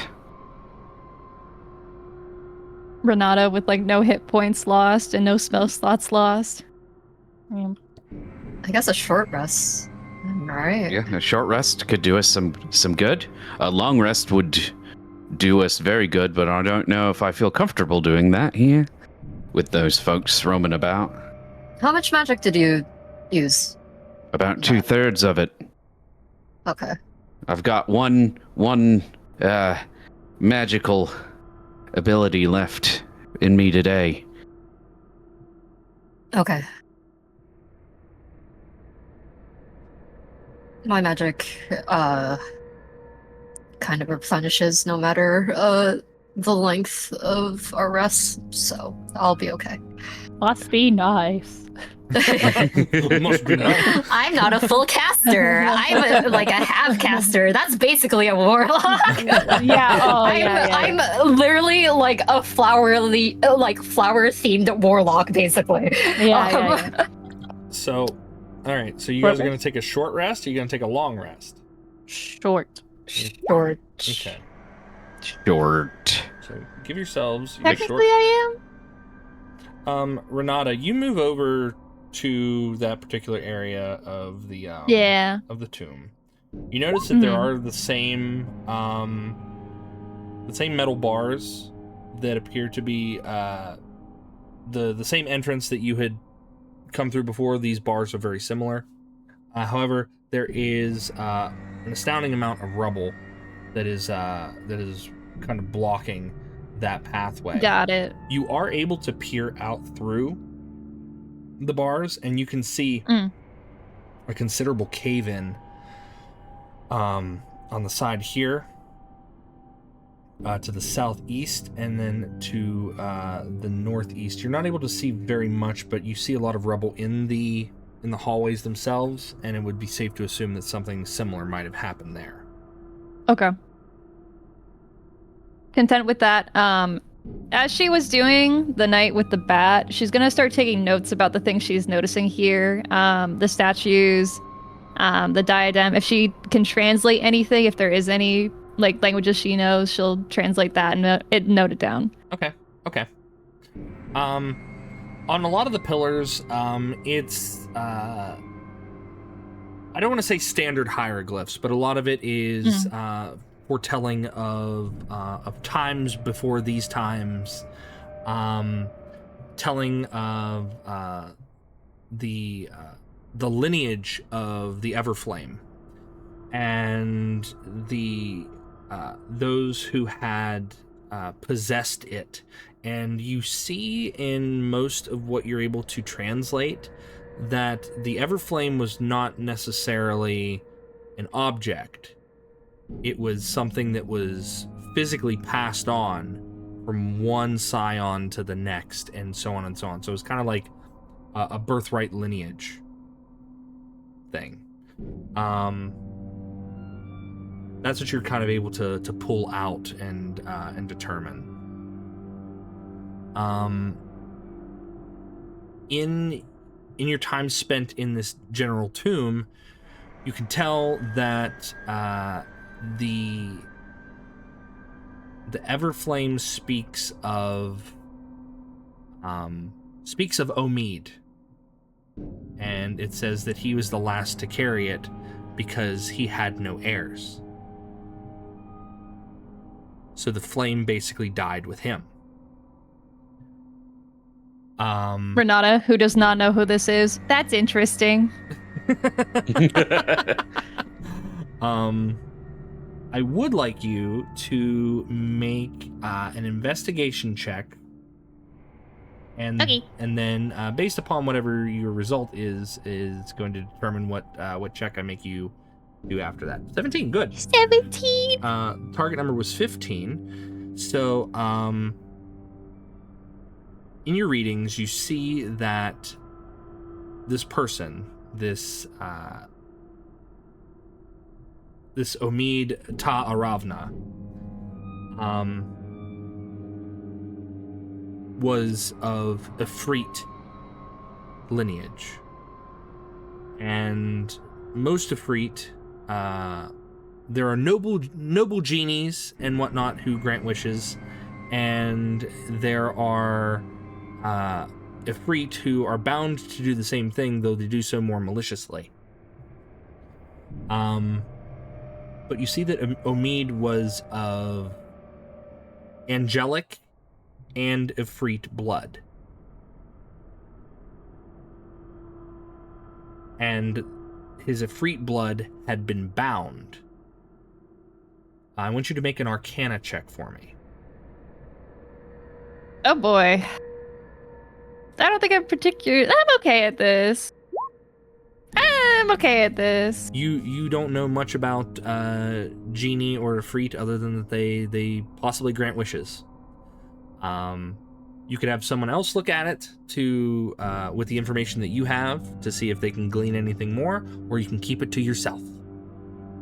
She will certainly be keeping it to herself because they don't care about archaeology.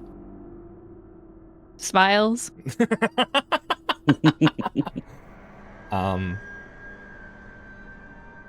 Okay. Brooke, what are you doing on your rest, my friend? Brooke is going to take out her journal, write a little bit in her diary portion of her journal, and take some deep breaths and reflect, and then return to her normal happy demeanor like nothing happened. So she pushes all that down, is what you're saying? Yeah, Okay. that's healthy. Some might argue against that, but you won't find an argument here. I do believe your blur has gone away also, correct? Yes, she is no longer blurry. Okay.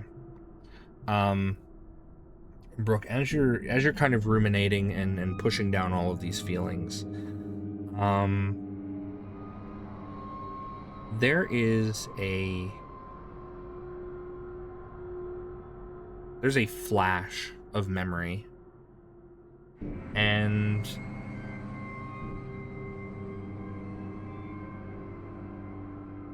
you're almost taken back to the Bard College. This is just as you are pushing your memories back down, like your feelings back down. Mm-hmm. You're in the courtyard. You're restringing your lute because, embarrassingly enough, during one of the performances that they have the students perform, your string snapped, and the entire auditorium laughed. Mm-hmm. When that happened, what did you do? I think that she hesitated for a moment and then played it off by laughing along as well. Okay. As you laugh along, off in the darkened balconies of the auditorium itself, you could see the headmasters, you could see some of your instructors. You watch as they just silently stand and depart through the curtains, refusing to watch any more of the spectacle. The MC of the event, once convinced that you were done, they give a very cordial and kind, let's give it up for Brooke, everyone, please. And then, and people are still laughing, and they escort you off the stage. Once you're off the stage, you see a half-elven woman standing there with her arms kind of folded and a very confident smirk on her face.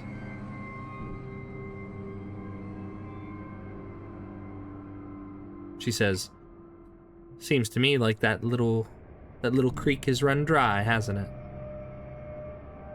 What? Wait, can I talk in this flashback? Yes, absolutely Okay. you can. Yeah, Brooke just laughs it off and says, but everybody breaks it. I'm sure you've even broken a string before, Iris. I'm sure. Everybody does it.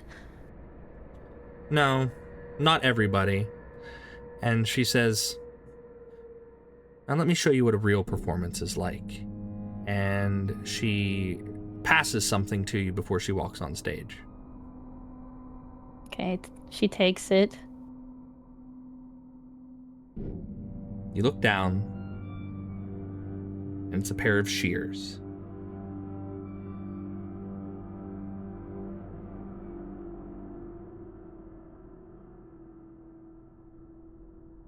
And along with those shears, caught just within the wedge of it, your keen little eyes happen to pinpoint the faintest threads of lute string.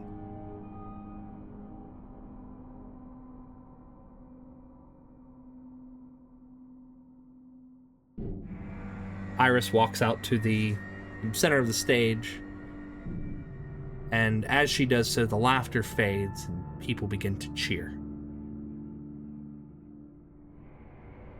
She begins her performance, and your flashback ends.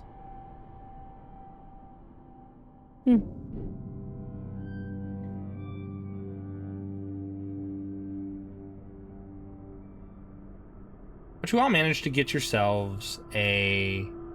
I want to talk to Drew. Yeah, go ahead. Talk to Drew. Please, talk to Drew. You have words. Use them. Aster takes out the robe of eyes from the bag now that they have this moment. Drew sees the robe with the many eyes adorning it, and the eyes she begin to holds blink it. as they come out of the bag, like they've just walked into a bright room, like, oh. She holds it out to Drew and goes, "You can't see that far in the dark, right?" No, that's hold up. That's really creepy. I don't know if I like that. Isn't it? When I was making that deal with Archangel, I was thinking of giving this up because, yeah, isn't it? It's creepy and it's like a little ugly, isn't it? Yeah, just a little. Those eyes well up with tears. How mean.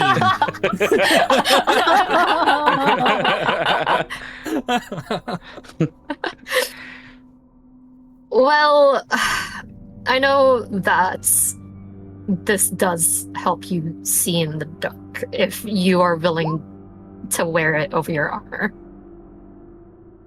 I don't have a problem with that.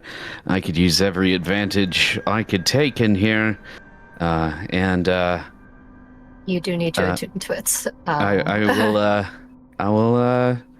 I'll take it, and thank you very much. Of course. I assumed that you would make the best use of it. I'll Also, try. it really doesn't match my outfit, so. Yeah, I know. It would look terrible on you, to be honest. At least with that coat. And so Drew's gonna put it on and then it's an hour to attune to something, right? Yes. So basically a short rest. So like if you were taking your short rest, it would be attuned to you by the end of your short rest if you put it on at the beginning of that. Okay. Which I would allow that. All right. So yeah, I'll go ahead and attune to it. Thank you very much, I Aster. dropped the link to that in our Discord chat, by the way, so you can see the description. But much like the there are different eyes all over this robe. They are humanoid eyes, monstrous eyes. You see some like draconic eyes, feline eyes, everything, and they do blink. Unlike the description, they do blink every now and again, sometimes completely out of sync with one another, but every so often, in a 1 in 1 million chance, they do blink together. That's like the DVD like screen, and like when Yeah. it hits in the corner. Yeah. You wait for it to hit the corner. Like, are all the eyes gonna blink? Did they all go yes, yes? And then everyone just cheers, and nobody in town knows why. It's like, what happened? But yes, they are various types of humanoid and creatures and other such things. Like, there's one that's like a it looks to be like a bulbous fish eye, but like only a lens or a film of a lens goes over it. Yeah, so it's a very disconcerting looking robe. But once you are attuned to it, Drew, you gain dark vision out to 120 feet, and you are able to see invisible objects as well as being able to see into the ethereal plane. Nothing escapes my sight now. But speaking of the ethereal plane, Drew, as you finally attune to this robe, you notice that there's something hovering over the broken piece of diadem in the atop that plinth. Oh, geez. What is that? It looks to be a disc made of glass. Same type of glass that that the orbs around the plinth are made of. Oh, I see. I'll as I attune to the cloak, I'll go over to Aster and I'll ask her. Can you see that? Do you see that there above the crystal? I'm assuming I don't. You do not. Okay. I have an What? idea. I think we need to get all four of us, and we each need to touch one of the orbs. And then if we do, I think we will be able to grab what I can see, or it will become visible to all of us. You know, you're really smart sometimes. I try. Okay. Can that- Brooke reach? Can Brooke reach? Yeah, you gonna come over can to reach us? because these Yeah, are yeah. ground level. So all of these like little recesses where the orbs are, those are ground level. So yeah, you can Okay. you can definitely reach them. All right, she goes immediately, touches one. You touch one and it feels like very humid and warm. But it glows when your hand makes contact with it. Okay. Well, I guess flag Renata over.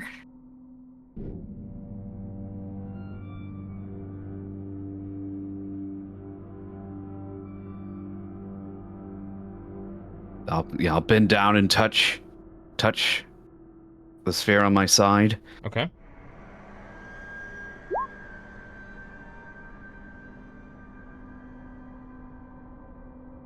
All right. Does everybody touch an orb? Yes. Yes. Yeah. Very good. As your hands touch the orbs at the very sides of this plinth, the light kind of beams through your fingers, and the light becomes brighter because you're all doing this in unison. And you watch as the orbs press fully into the sides of this little stone object, and as it does so, you watch as the diadem, or the piece of the diadem, begins to kind of like shift and move. And Drew, the glass disc that you are able to perceive begins to glow. To everyone else, it just looks like light is emitting from somewhere in the ceiling straight down. But to Drew, he can see that this is the origin of said light. Okay. Can I reach out and can I touch the disc? Do you reach out and touch it? Yes. Okay. As you reach out and touch it, there is another flash of blinding light. I need everyone to make a Constitution saving throw for me, please. Hell yeah. Oh shit. Hell no.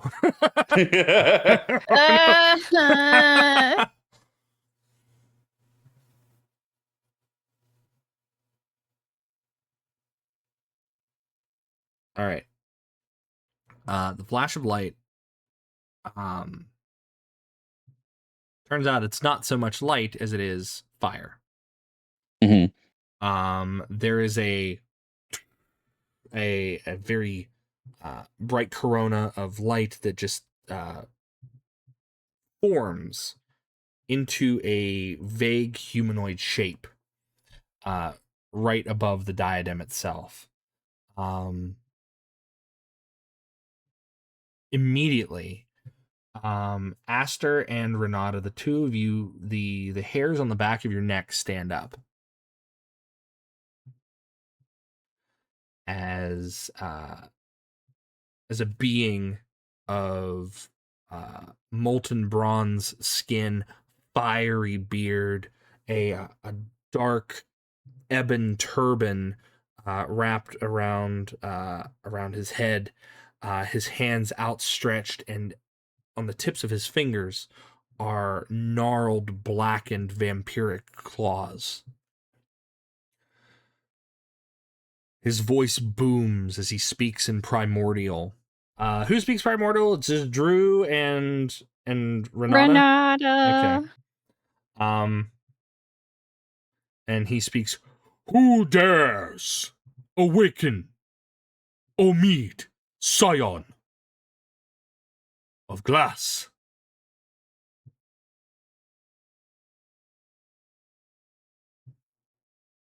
That would be me.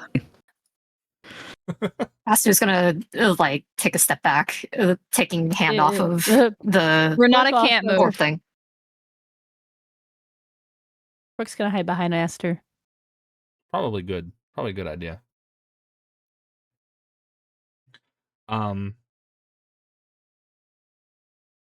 Feel free to move yourself over there if you wish. And the being like leers down at you, Drew, because you spoke up. You said that would be me. You did say that, right? Mm-hmm. Oh yeah. Okay. Totally. His eyes lock on you, and he points a gnarled finger in your direction.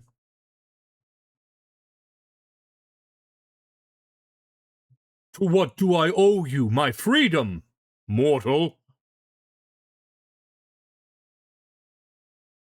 I'm here. Might be looking for some revenge. I'm saying this in Primordial, by the way. Okay.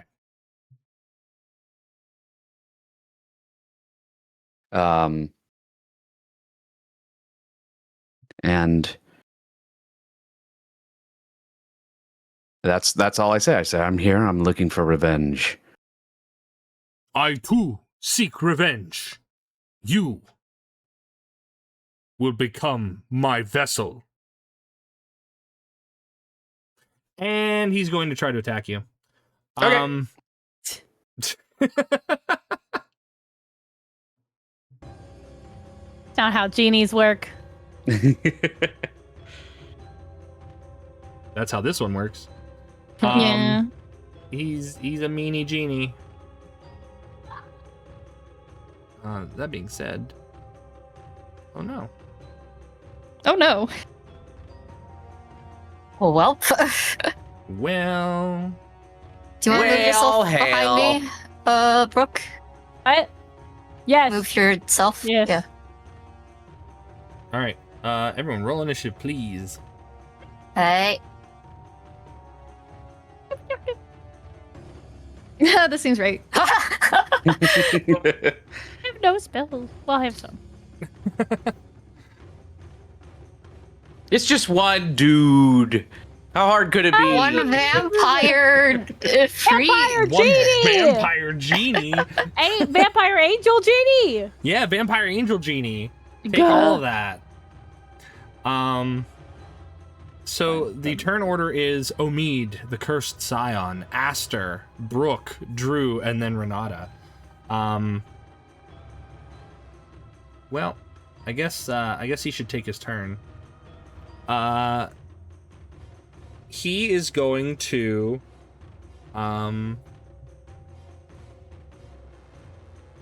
actually, he's going to look over to where Aster and Brooke are. And he is going to... Hold on. Show everybody. He's going to disgorge blood that has been stored within his body. Okay. I need both Aster and Brooke to make a Constitution saving throw, please. Constitution. 13. Brooke succeeds. Aster does not. Yay. I will use the inspiration on this. Okay. I do not want to be hit by that. Okay. On a failed save, you would take 4d8. On a successful save, you take half damage. So we are going to Oh, roll. Good thing we healed. Take 4 points Oh. of necrotic damage. But Okay. you are not subject to not being able to regain hit points. So if you would have failed, you would have not been able to regain hit points for a full minute. Oh my Hi. god. Okay.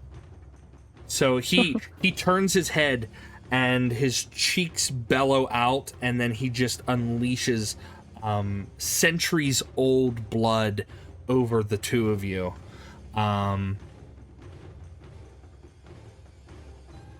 And I believe, unless he has a bonus action.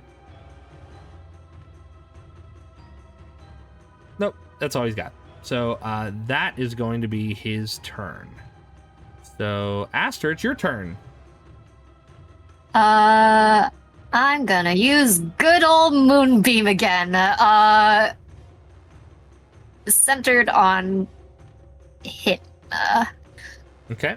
And I actually forgot last time when casting Moonbeam that I can use Virtuous Branches because I am using a pack spell slot. There you go. So I am going to use Graceful Protection. This is what this is. Giving the bonus to all of the other party members. So you get a +1 to the next saving throw that you need to make within the next 10 minutes. I will try and remind you of that if you don't. Okay. And he needs to do... Oh, wait. Does he count as a shape changer? Because... He does not. He does not count as a shape changer. He does not count as a shape changer. Okay. For the intent of what he is, he does count as undead. Okay. Constitution saving throw. I'll need...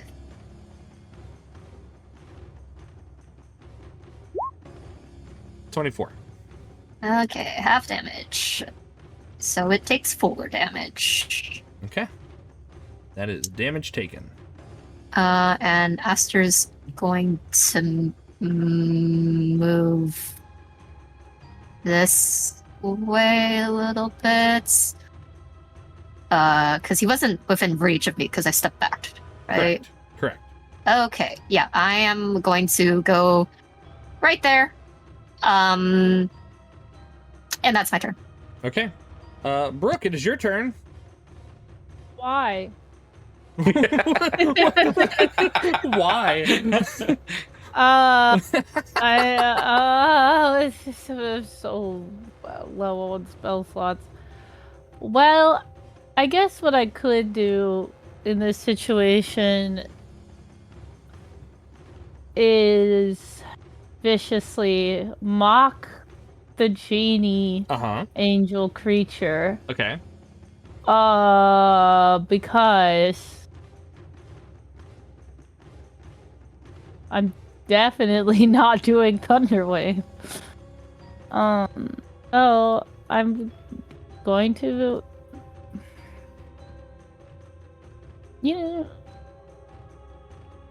Sorry, I'm thinking. I could try and fairy fire him. You could. Fairy fire definitely does help out your teammates. Helps my teammates, which is what I'm here to do. Plus, I could. No, I can't mock him as a cantrip, but okay. Fire, dexterity 14, save and throw. He's dexterous, 16. isn't he? That's fine. Is anybody not inspired? Is Renata not inspired? Yeah, Renata does not have an inspiration, and Drew I used will- his before. I will blow Renata a kiss, a cute little kiss, and I was like, "Mwah! They're inspired." Happy Pride. Happy Pride. Happy Pride. All right, Brooke, is that your turn? I have movement, You so I will back as far to this door as I can. do. Oh. That's good. That's Is it? good. Yes. Maybe it's bad because I backed myself in a corner, but it's what she does. My turn is over. Drew, it is your turn then. All right. Oops, I accidentally woke up the boss enemy. Oh well, no matter. I'm going to strike with my Holy Avenger. You will need to move in. but- you will need to move in to do so. I'm moving in. Before I do that, I'm going to, this time I'm doing it for real. I'm placing my vow of enmity on Omid so that I get advantage on this strike. Okay. And he is undead, so he's going to take a 24. He's going to take the 2d10 as well, right? Yes, he is. All right, so there's our 2d6, 13 plus our 2d10, 20 radiant damage. Ugh. Okay. Oh, I rolled max on that. Great. That's so cool. Wait. I'm not done yet. Oh, not done. We're gonna throw a smite onto that. That's your last spell slot, though, right? That's my last spell slot, but I'm not out of action points.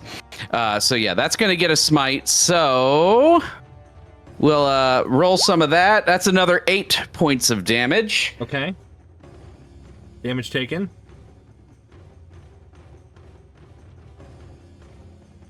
That's just a lot of damage at once. I'm just like, okay. I could have made it a crit, but You could have. I feel kind of bad for the guy. He's been stuck in a thing, For a while, yeah. for a while. That'll I can't back up without taking an attack of opportunity, so I'm gonna stay right where my feet lie. You're gonna stay right here? Okay. That's fair. Let's go. All right. Next up is Renata. Renata, it is your turn. My God. Yes. We kind of talked about this. Does she feel? I know what she was feeling, but like, we talked about maybe there being a sort of pull towards certain creatures. Is any of that situation going on now? Yep. Uh-huh. That's why Okay. that's why the hairs on the back of your neck were standing up. Okay. I just didn't know if there's a status condition. I just want to make sure. Nope, nothing yet. Nothing yet. Okay. Well, I am going to give her the fear status. So whereas everyone was able to sort of make a move, Renata seems frozen in place, hands stuck firmly on the orb. Hair's definitely all on her arm, just risen up, ears back. She looks scared. Yes. And I'm going to... Valid. Is it wisdom to fix a fear? It is wisdom. It is wisdom. I will attempt a wisdom at disadvantage. But because it is technically the frightened condition, so you have disadvantage on ability checks and attack rolls while the source of fear is within sight. So you will be at disadvantage for this one. Yep. And I'll let you pick the DC. Okay. 13. 13 And you don't does- need to tell me what the number is. 13 does not pass. Okay, she is stuck. Yeah. That is her turn. All right. That being said, you are afraid, and you cannot move from where you are. And Omid notices, and he sniffs the air, and his eyes, which are glowing embers of hate and hellish fire, he locks onto you, Renata. And he is going to bite you to regain some hit points. Okay. He has advantage, though, so 16. Does a 16 hit you? It sure does. Okay.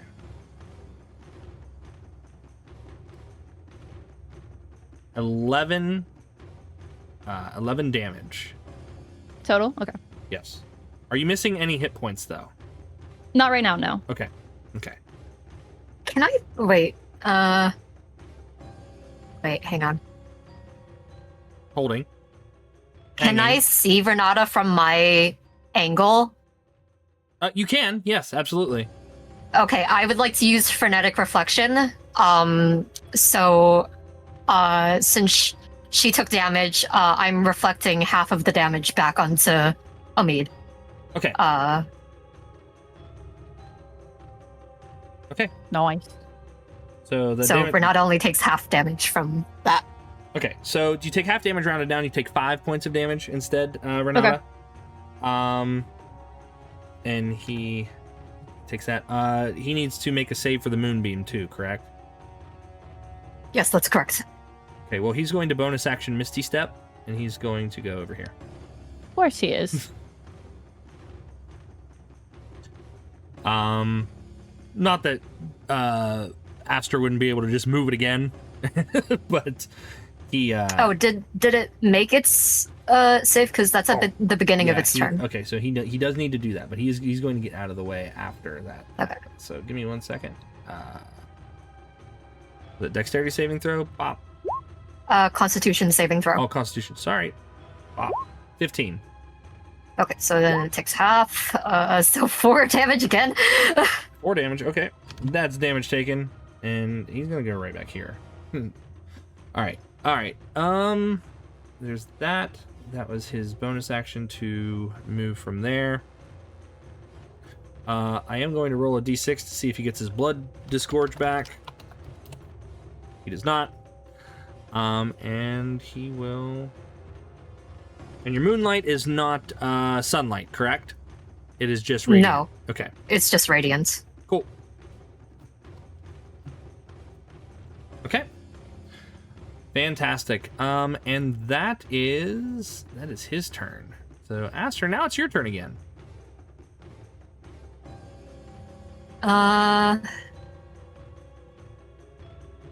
Aster's going to move closer. Actually, I have 35.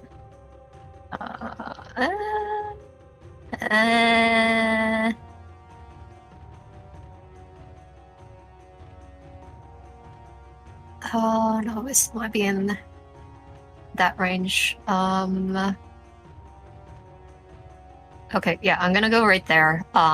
Using my action to move the moonbeam back onto Omid, so I believe it needs to make another Another save. save. Oh no. Yep, That's a 13. because it's That's whenever a fail it on that one. enters. Okay, so then 9. Okay. Damage taken. And Aster can clearly see how frightened Renata is, right? Yes. Oh, absolutely. You can see that she is nearly paralyzed with fear. Free action to talk. This is not going to do anything regarding the status conditions, but get a hold of yourself. And that's it. That's my turn. Brooke. Sorry, the puppy was crying in his sleep, and I was like, "Oh, poor baby." No. But he's fine. He's fine. He's fine. Okay. Oh God. Ah! Okay. I'm gonna insult it. I don't know what else to do. Okay. I'm be like, hey, you meanie genie, we were trying to help you. That's not very nice. And I will do damage, hopefully vicious mockery. I'm viciously mocking it. Wisdom saving throw. 5. 5? Yeah! But he is going to use a legendary reaction to succeed. Well, it's just one that's good. D4. That's good. That's good. You know what? Yeah. Burn it on that. That's fine. And Brooke feigns upsetness, and then that's it. That's all I'm gonna do. I'm done. Okay. He is going to, on his, since your turn is over, he's going to use a legendary action at the end of your turn to do 2 claw attacks on Renata. Could I cutting words that as a reaction? Yeah, you can react to it. You can react to him. I'll be like, you're being mean again. That's not very nice. You're being mean again. Stop it. You weenie bo beanie. 13 doesn't hit. It does not. 19 will. So you're doing cutting words though. So cutting words, go ahead and roll your d6 and we'll see if that subtracts from the... Like a d6. Mm-hmm. A d6. I think you need to get a 6. Or... Okay, Yeah. so that would make it 15. Does a 15 hit you still, Renata? Yeah. Oh no. It's worth a shot. 11 points of slashing damage. Yeah. All right. Okay. She's up. Drew, it is your turn. Well, look at the mess that I've caused here. All your right. fault. Seeing Renata freeze in fear, which Drew was not expecting. He's going to make his way 5, 10, 15, 20 over to Omid, right? Yes. And I believe I have 2 action points left. Are you going to use So- those action points, my friend? I'm going to use those action points to recover a spell slot. Okay. So I'm going to recover the spell slot. Okay. I'm going to attack with the Holy Avenger. Uh-huh. I'm going to use my final Gayspiration. Okay. And I'm going to make this a crit. Let's go. So it's going to be attack with the Holy Avenger, which is a crit, but it was a 23 anyway. So 2d6, 2d10 because he's that, and then 2d8 from the Divine Smite. So I rolled 3 8s for my rolls. Okay. So that's that's 24. 24 Uh-huh. plus 2d6 plus 6, that's 18, Yeah. 20, and another 16. Okay. Hold on. Mathing. That's a lot of numbers.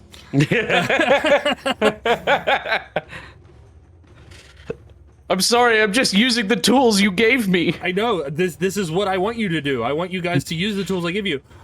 He is bloodied. He is bloodied. Hell yes. So that means that he is below half of his hit points. He is well below half of his hit points.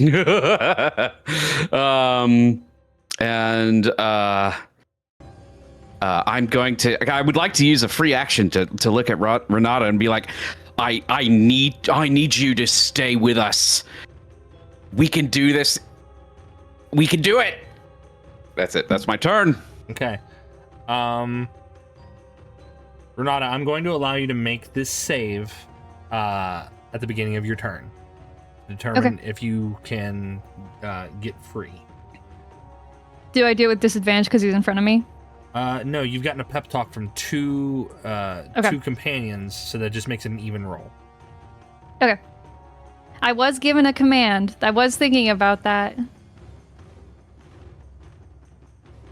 I would like to use my inspiration from Brooke. Okay.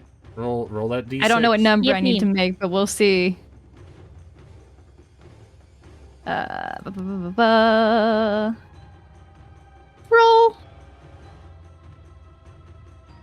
That would be a 15 total. So your DC before was a 15.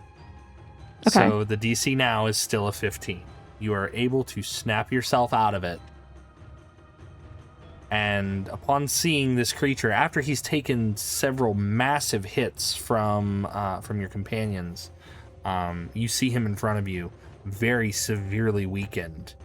But there's something inside of you that kind of burns.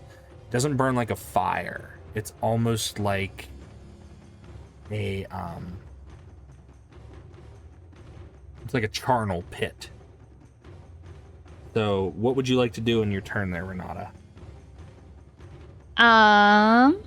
With her senses back, let me go find the spell description for this one.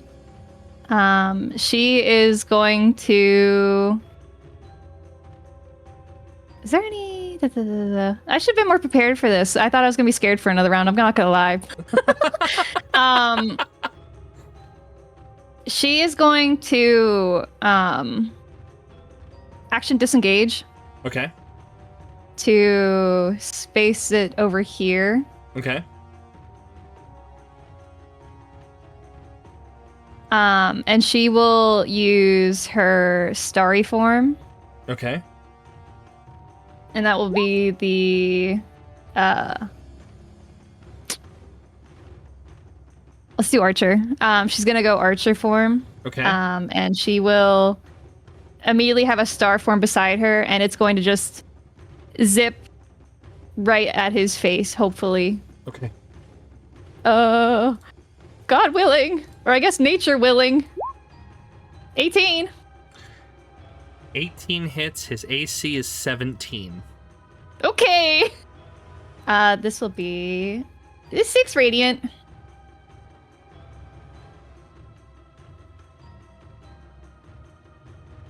Renata, how do you put this thing down? Oh. He had 5 hit points left after Drew walked off.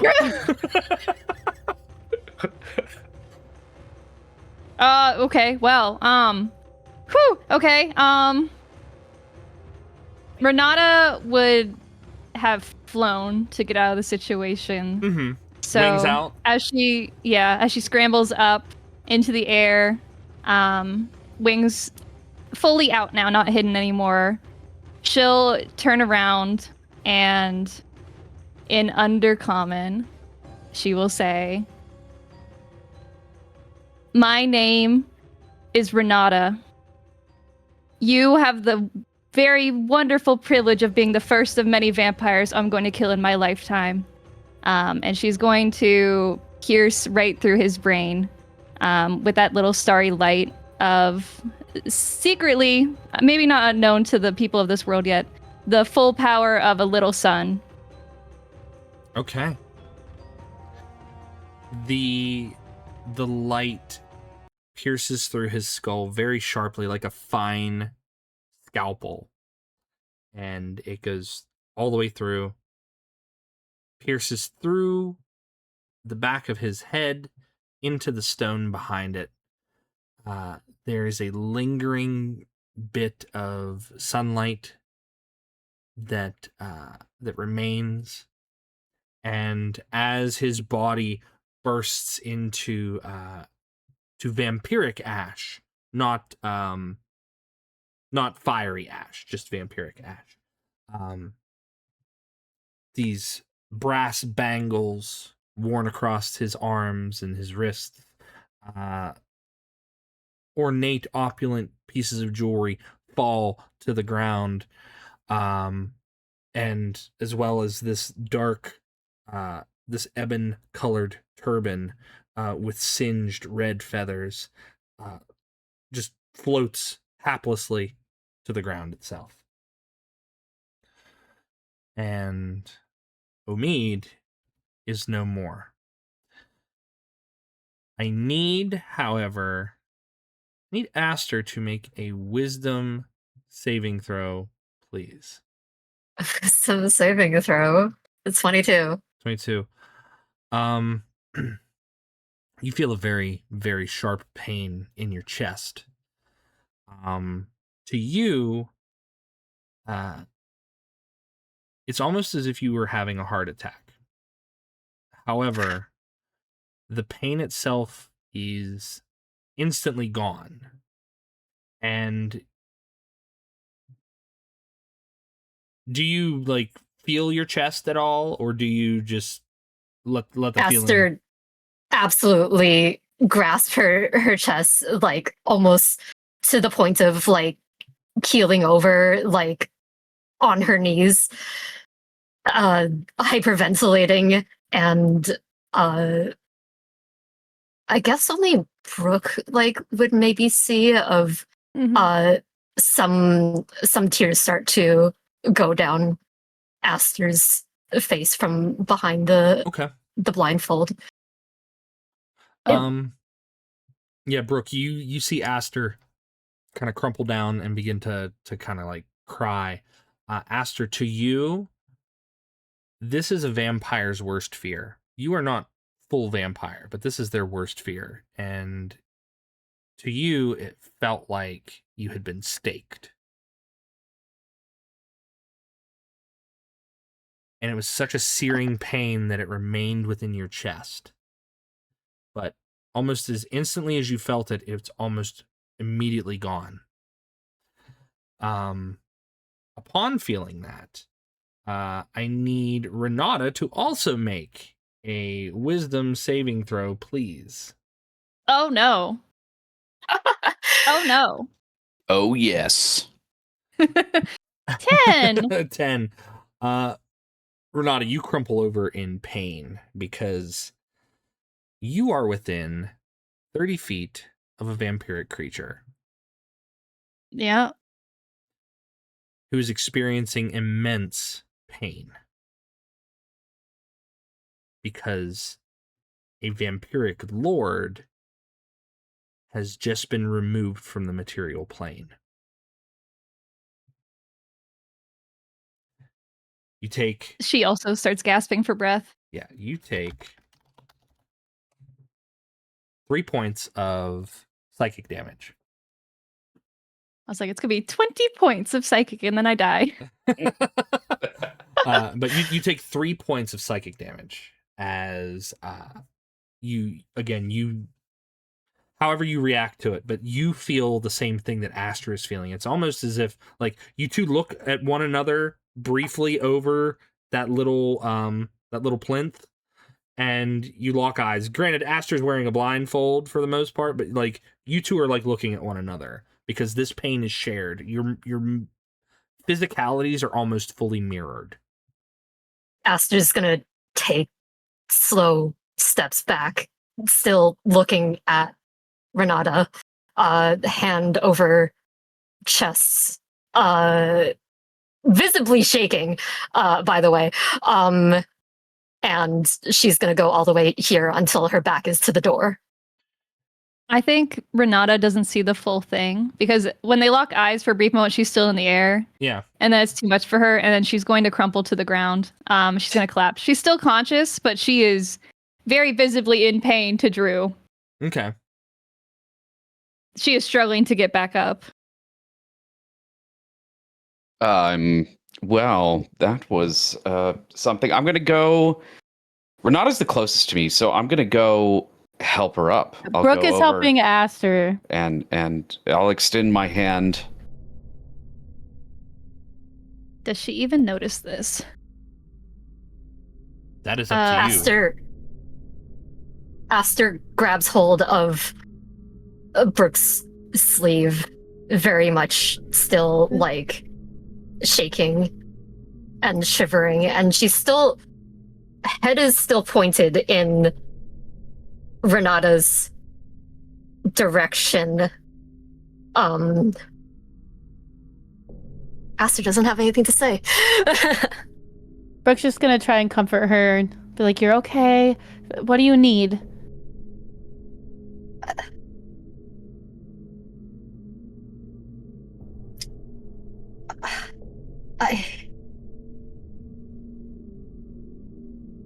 Okay.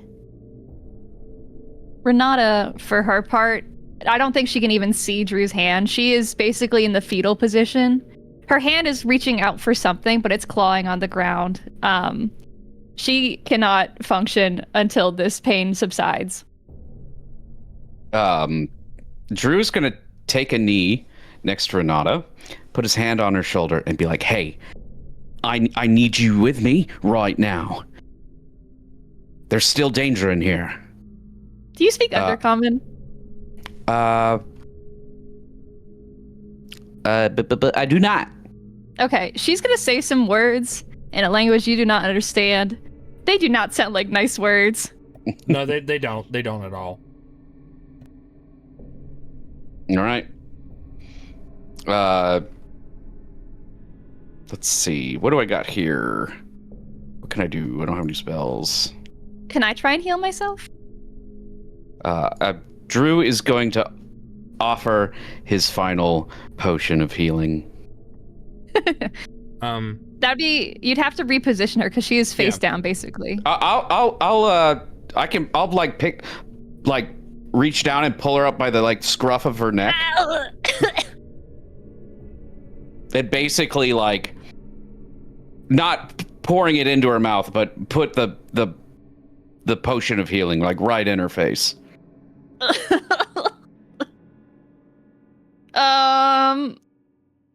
Renata, you can make another wisdom saving throw if you'd like. Okay, yeah. Whew. Okay, the pain begins to subside, and just like with Aster, the pain is gone. I think having the potion put in her face, she's gonna try and push herself off of Drew. She's like, get off. I'm gonna keep holding her like an inch above the ground until she composes herself. While this is happening, Brooke's gonna heal Aster with Cure Wounds. Aster's actually not that bloody. It's It's still happening. Okay. I have it. Might as well. The blood that is on Aster right now is centuries old blood that is not hers. That's fine. Brooke's being extra helpful. Aster has other mental stuff going on too here. Wait, I did that right. I think there's probably a certain point for Drew where the scrambling is less animalistic and more just like a toddler just trying to get away from their parent who's picked them up. Come on, drink the potion. No, I don't need it. Just drink it. Let's go. Drink it. She will accidentally drink it. You can hold the healing. What is that's 2d4 plus 2. 10 points of healing. Sheesh. That was one of his attacks.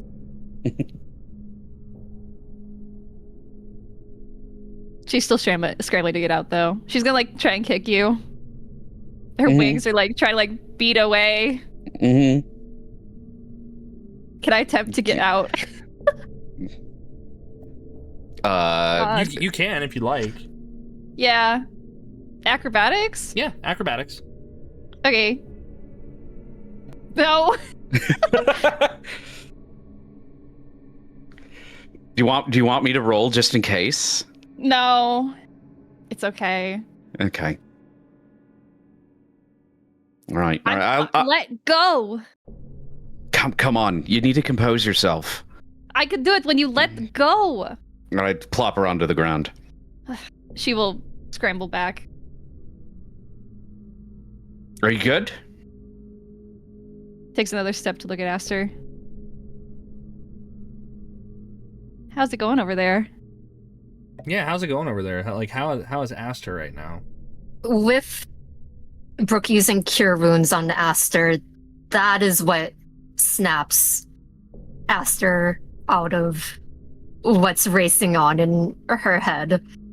And Aster is like, in a split moment, looks at Brooke almost as if like she just got woken up from something.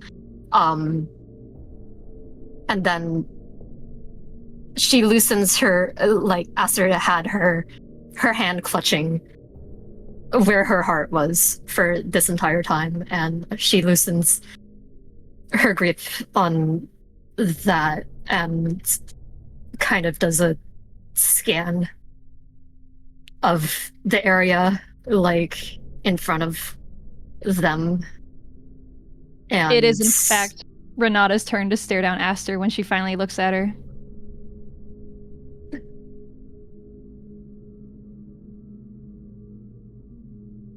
She doesn't say anything, though. So, as you go about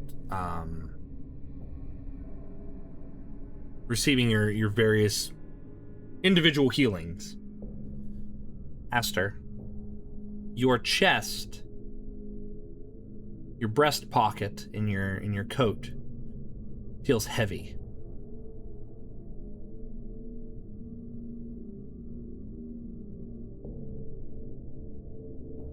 Aster, I'm going to assume that this is the pocket that the pocket watch is in. And Aster takes out the pocket watch.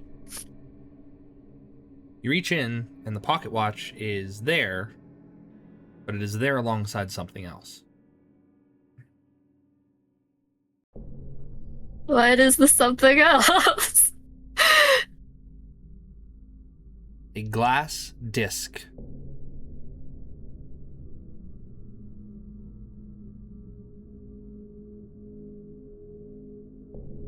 Aster stares at it for a moment and slowly turns to the door and slots it in. Assuming it is this. You place it in the door, it unlocks, and it slowly rolls off to the left side. As it does so, a portion of the plinth in the center of the room begins to lower down into the floor, leaving the portion of the diadem to hover in place. Renata, take it. Okay. Let's see.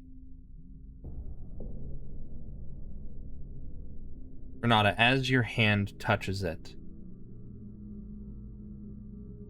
you hear a voice in your head.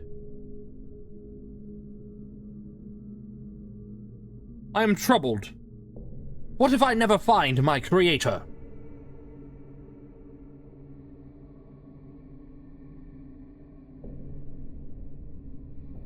I think back. Oh, go ahead.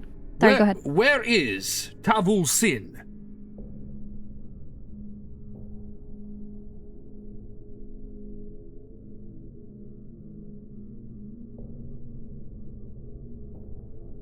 And it just kind Is this the same voice as Omid? repeats that. No, this is not Omid. This is not Omid.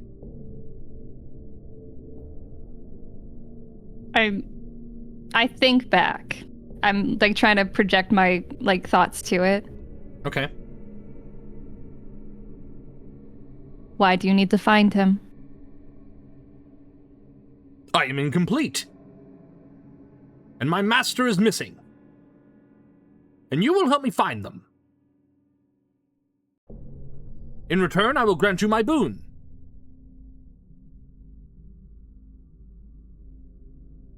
What would that boon be?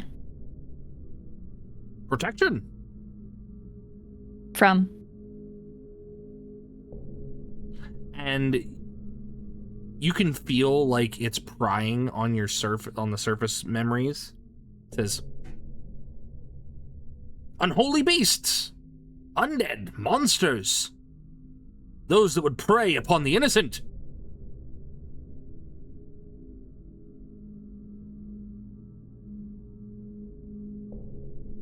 Who is Tavul Sin? As I have said, he is my creator. I seek him, and the other pieces of, well, me.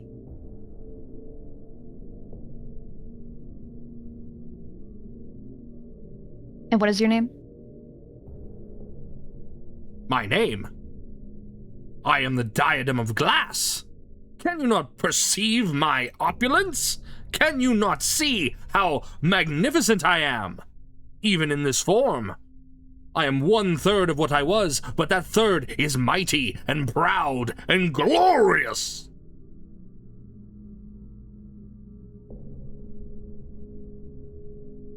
I'll help you. She'll sort of grasp it a little bit more firmly. Not so hard. A little bit gentler. Very good, thank you. And your name? I've only ever been Renata. Well, only ever been Renata. That is a glorious, long title that you bear. Just Renata is fine. And she will sort of... How big is this diadem? So, it's kind of just like part of like a circlet. So this portion here would sit, this is the portion that would sit like upon your brow, and the other two missing portions are the ones that would connect around the back. So you can you could tell because this one has the most carvings and adornments in it, but it does look to be made of like ever-changing like rainbow-ish glass. Can I still wear it? Yes, you in can. Its current form? Yes, you can. She will, for the first time, remove the hood. It takes a little bit of effort with the ears. And then put the diadem on. And to the rest of the group, she'll say, "Is this a trophy I can take on my own?" I don't see why not. We didn't hear that, right? It was all in her head. Yeah, that was all in her head. Like all that you guys saw. So not even was that you saw her pick it up and just put it on her brow. Oh, and then take her hood off. We saw Well, that. you saw her take her hood off. Yeah, you saw that. Yeah. But you didn't hear the conversation. Yeah, sure. Keep whatever you need. This was your quest. She lingers a little bit on Aster. But then she just puts the diadem on and then puts the hood back on top of it. Do we want to take a break before we kill the others? Break will not make a difference to me. Hello, God, I would like to loot the vampire Ifrit man, please. Okay, the vampire Ifrit man. Because he is a pile of ash, aside from the jewelry that had fallen down, there's an assortment of brass bangles and jewelry. There is the dark turban, and among things that are kind of like around his body, there is a pouch filled with red sand. Ooh. I don't know what that is. May I, what, can I roll something to see if I recognize this red sand? Are you proficient in Arcana? I am not. Then no, you may not. Cool, goes in the bag. Some of us might be. No, I will, now's not the time. All right, I wrote it down. I grab all the jewelry as well. Okay. Anything left? There, and kind of... there is an amulet. There is an amulet that bears a, it looks to be like an emerald scarab. Ooh. I have a scarab.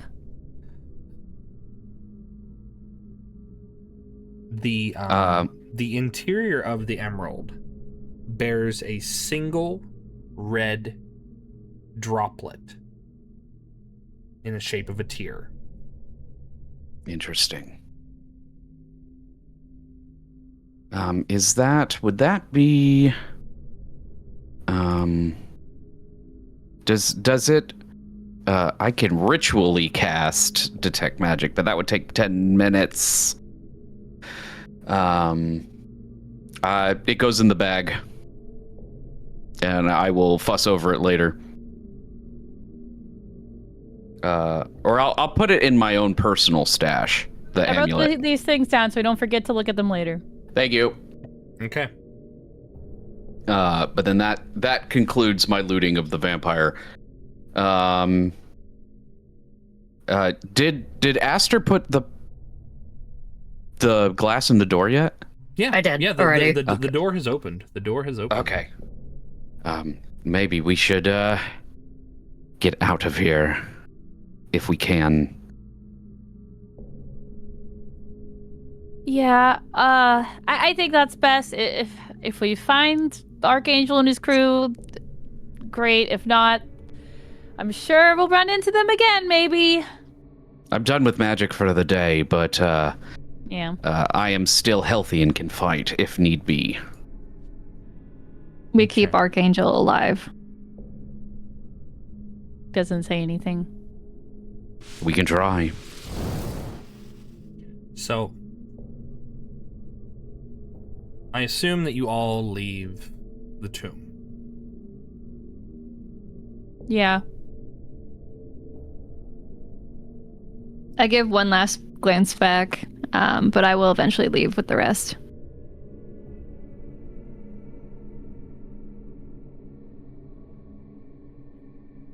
As you return outside,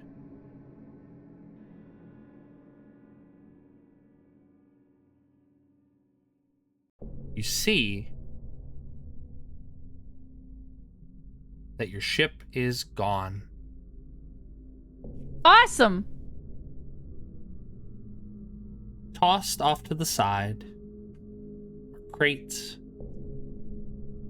of your provisions, barrels of your life-giving water, none of which are disturbed or molested. They're just not where they were before.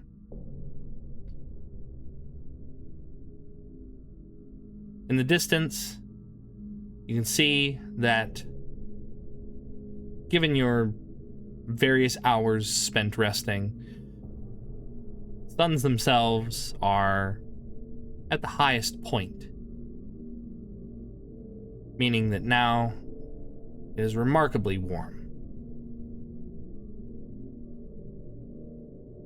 There is sort of comfort in the fact that you could always go back inside and wait it out. But off in the distance,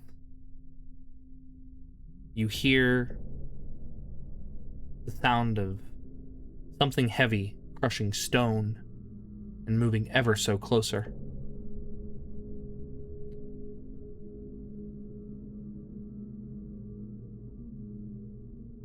There is a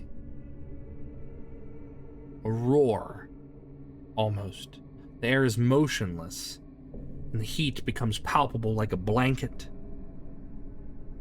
The rumbling and the distant thunder reveals itself to be a colossal object grinding slowly across the sandy wastes. At its base, animated skeletons of several giant desert creatures are fused together into this ghastly structure, well over 100 feet in length, that crawls towards you. And built within the animate skeletal construct is an articulated citadel of bones and quarried stone. You see humanoids riding upon said structure, standing on the lookout platforms and peering from turrets and spires, and from the way the figures are waving and pointing, they have seen you. And that is where we will end for the night. Oh, That's That's so freaking cool. That bodes well. Wait. Just meta talk real quick. Is that the walking city thing or is that something else? That is the walking city. Yes, it is. Okay. Hell yeah. Harakeen? Yeah. Yeah. Woohoo. That is correct. So, Oh boy. Players, look forward to that for next time. However, one thing I do want you all to look forward to for next time is y'all have leveled up. Let's Yo! go. Even me? Yes, even you. Whoa! Okay, thanks. Beat time. But yes. Are we still playing by the rules of we can choose when to Yes. have our level up take effect? Yes. Okay. Yes. We will still do narrative level ups. You can choose to level up now, and that way you're ready for whatever comes, or you can just have that ready for later. But players, I want to thank you all. I'm glad we could come back to this, and I hope that the exciting portion of our game, which is, it's still very exciting. I hope that we are looking forward to doing this more.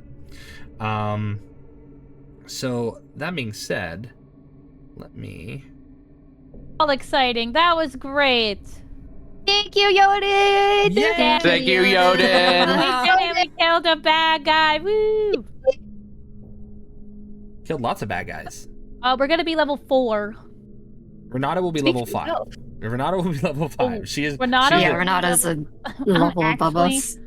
I'm actually the DMPC. You just didn't know it. Jotun been doing it the whole time. That's why you're so good at combat. I'm calling Crit Crab. And telling him what? That you got a holy avenger, Mr. Paladin? I don't want to hear anything out of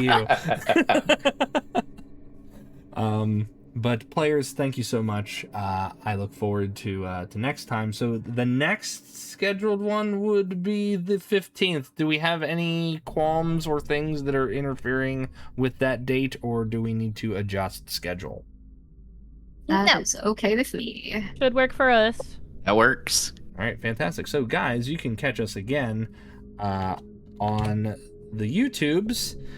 You can catch our VODs. This VOD will be uploaded, Saturday. This one will be uploaded Saturday, but you can catch the other VODs for the other games that have running in the same world throughout the week. So, we'll go through and let the players say their names, say who they play, and what they've got coming up this week. I know that that Elly is currently streaming, but Elly, would you care to start this time? Hi, I'm Elly. I play Aster, the Dampier, Petal Knight, Butch Lesbian. I am actually going to be continuing stream tonight, continuing to draw as a part of Art Fight, because Art Fight just began today. Art Fight is a digital art trading event where people post their characters online, and people make art of each other's characters in return for points. They're really just brownie points, but it's kind of like a splat fest, if you will. And I have posted all of our D&D characters to Art Fight, so there is a potential, or like there's a chance that other people are gonna draw our D&D characters, and it would be really cool if they did.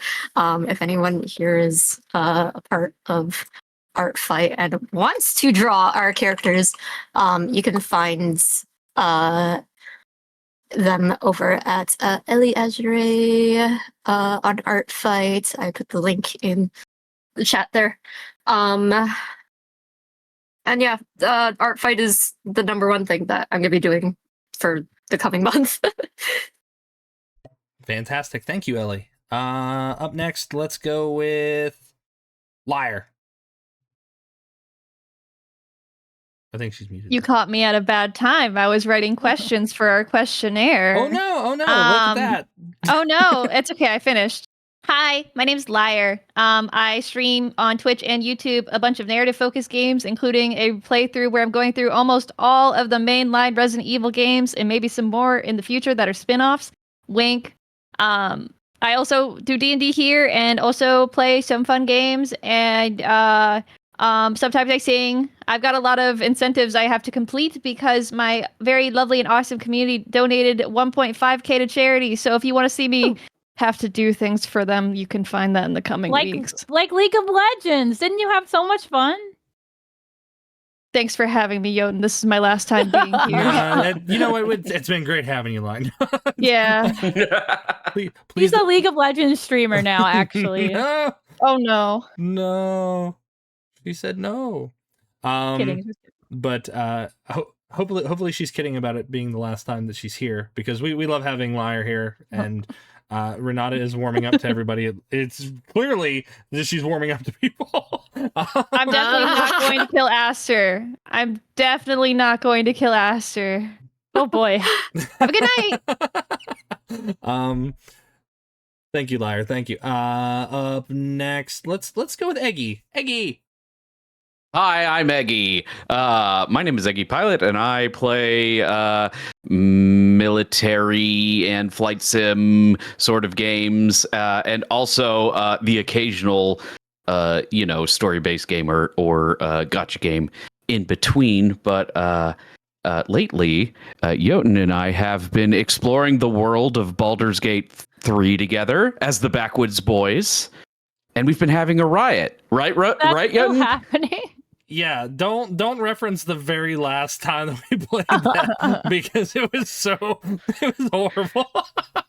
It was just all the bad stuff that could have happened, and then us not being able to get out of it. It's been fun. The game itself has been fun. The issue was the game itself, like the mechanics of the game. It was just bad. But no, we do have a good time. We do play as the Backwoods Boys.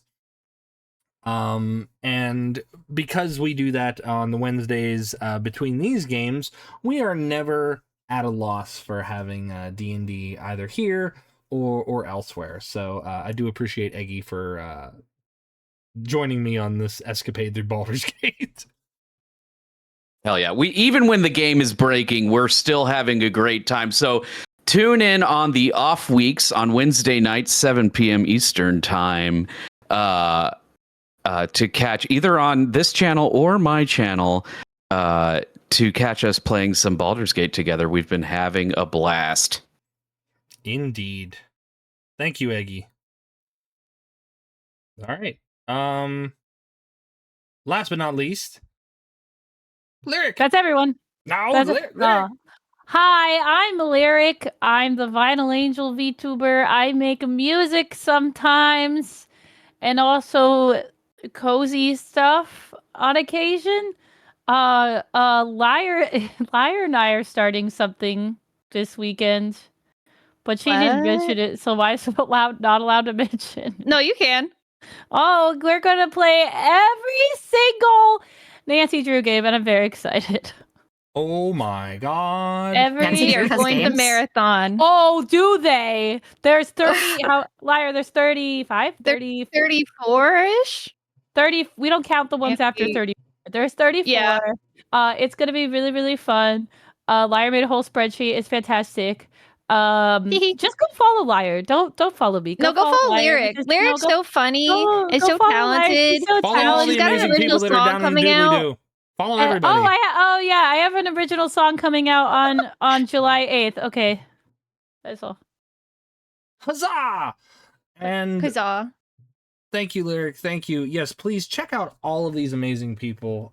Elly from Nova Swarm, Eggy Pilot, Liar, Lyric Weaver. All of them have decided that they wanted to spend their time here playing D&D with me, and I don't understand why, but I hope that they are having a good time.